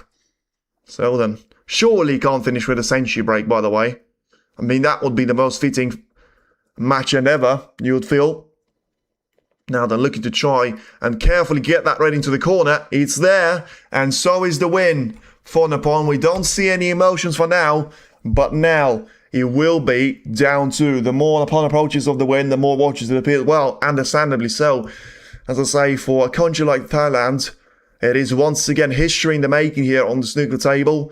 Chepchaya had such a horrible season last year, apart from that Saudi appearance in the last 16, before his formidable campaign at the World Open, and now it is surely all over here as the pink is going to make its way towards the right middle. And well, it hasn't been a quiet start for Saengkham. He had a really good campaign in the Championship League, but that's going to be dust in comparison to what he's done to defeat 3 giants of the world snooker, 3 giants of the English snooker, 3 giants of the last 10 years of the game. Shaun Murphy, 6 frames to 4. Ronnie O'Sullivan, 6 frames to 4. Judd Trump, 6 frames to 3. And he's overwhelmed with emotion. You can't really blame him for probably running himself out of position on the reds. Unlikely that he makes a century break now on him being on 71 points, but you're going to have to go for that red on the cushion. If he makes that one in, he's got every chance. And he's still going to be his second highest break of the match, but he deserved one there, and the red is still going to be dropping in. So it doesn't seem like he wants this match to stop. He just wants it to carry on and try and enjoy it as much as he possibly can, as the cue ball is now going to get dragged across to the left side cushion of the table. The black is about to get respotted again. Can he finish with a century, but also with a total clearance? The red is about to make its way to the right corner, and the fact that he had to enter this frame with such a brilliant long red at the starting point of it just makes you feel that he was certainly able to put everything that's happened in the previous frame behind him, and it is now, once again, makes a really good shot on the blue.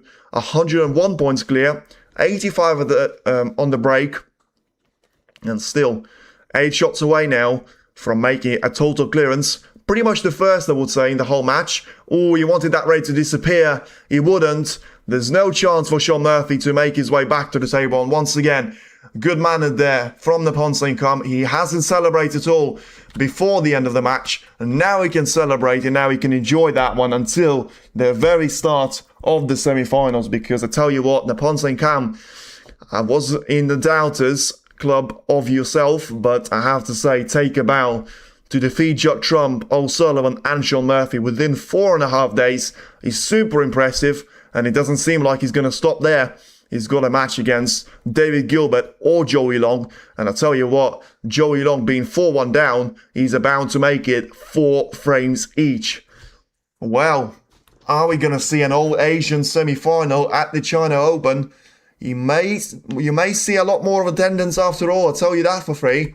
And feel free to get tuned in exactly 2 hours' time for Robertson against Mark Selby. But very quickly on this match, What a match it's been. Trump, O'Sullivan and now Murphy in one tournament for a second tier player. What more can we ask? Win the whole thing.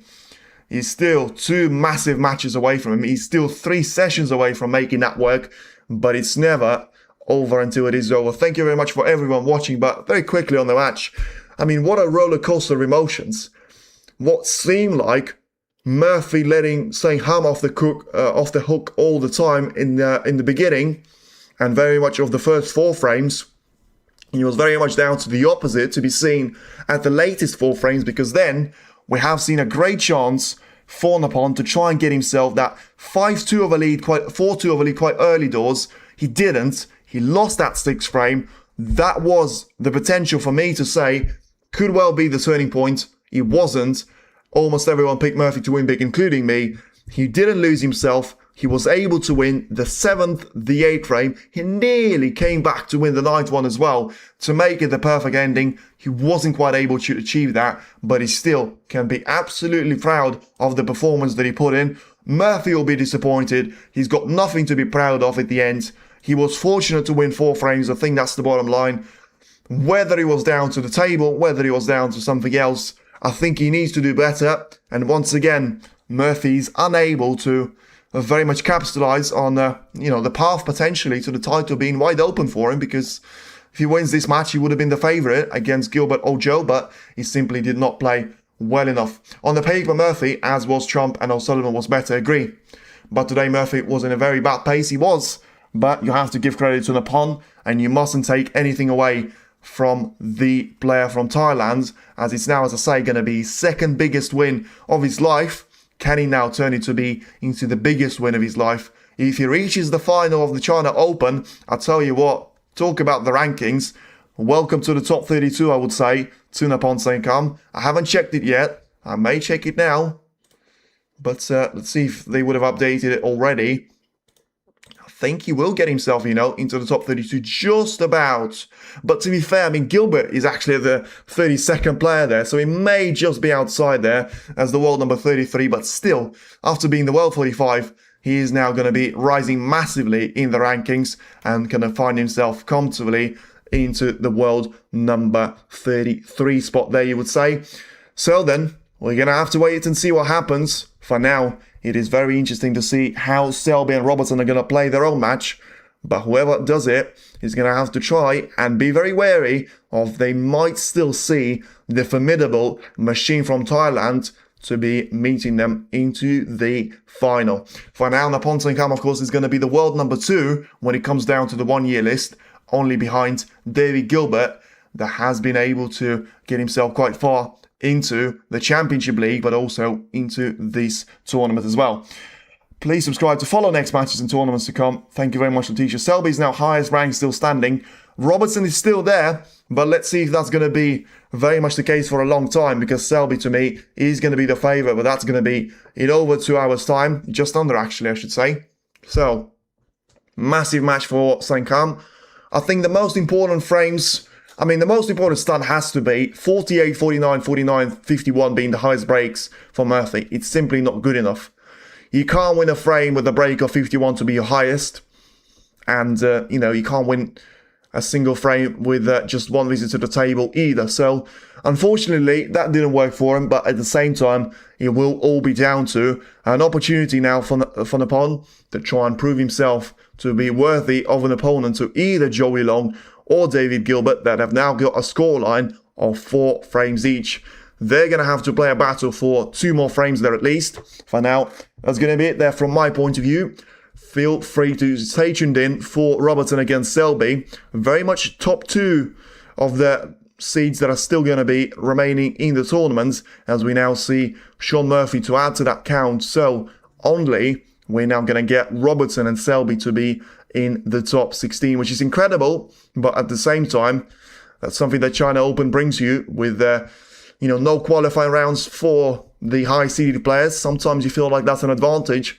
1 less match for you to play, but maybe some of them just needed that a little bit of warm-up, as we see more and more of them to be disappearing from the arena. And Murphy's now going to have to find his way to, go back at the Wuhan Open and try and perform a little bit better, even though He was quite close to beating Weezy at the Shanghai Masters. He was quite close to be beating Naporn Saengkham when it comes down to the scoreline. He does still feel like he's nowhere near that form, especially today, where he was borderline poor on his performance. And he still needs to try and dig in really deep to come back to the form that got him into the Crucible final last season. But for Naporn Saengkham, it's absolutely party time. And for all his fans, congratulations. We'll see you around for the semi-final. We'll see who his opponent is going to be. But he's the first of the 4 players to get himself into the semi-final. And you have to say, that was absolutely deserved for it. Congratulations to him. Commiserations to Murphy and his fans. And we'll see you around for the semi-finals. The China Open is graveyard of seats. And at this stage, long may it continue so that we get a new ranking event winner with someone like Watchalong and Naporn Saengkham certainly rubbing their hands for it. Or some of the heavyweights of Robertson or Selby still just about in there with the equation. Can it be someone of the underdogs? Ajanganda, he's still going to have plenty of other things to say. See you later, everyone. Thank you very much for tuning in. Feel free to hit the like on the stream and subscribe to the channel. We'll be back with more action with Robertson and Selby just in less 2 hours' time. Thank you again and stay tuned in.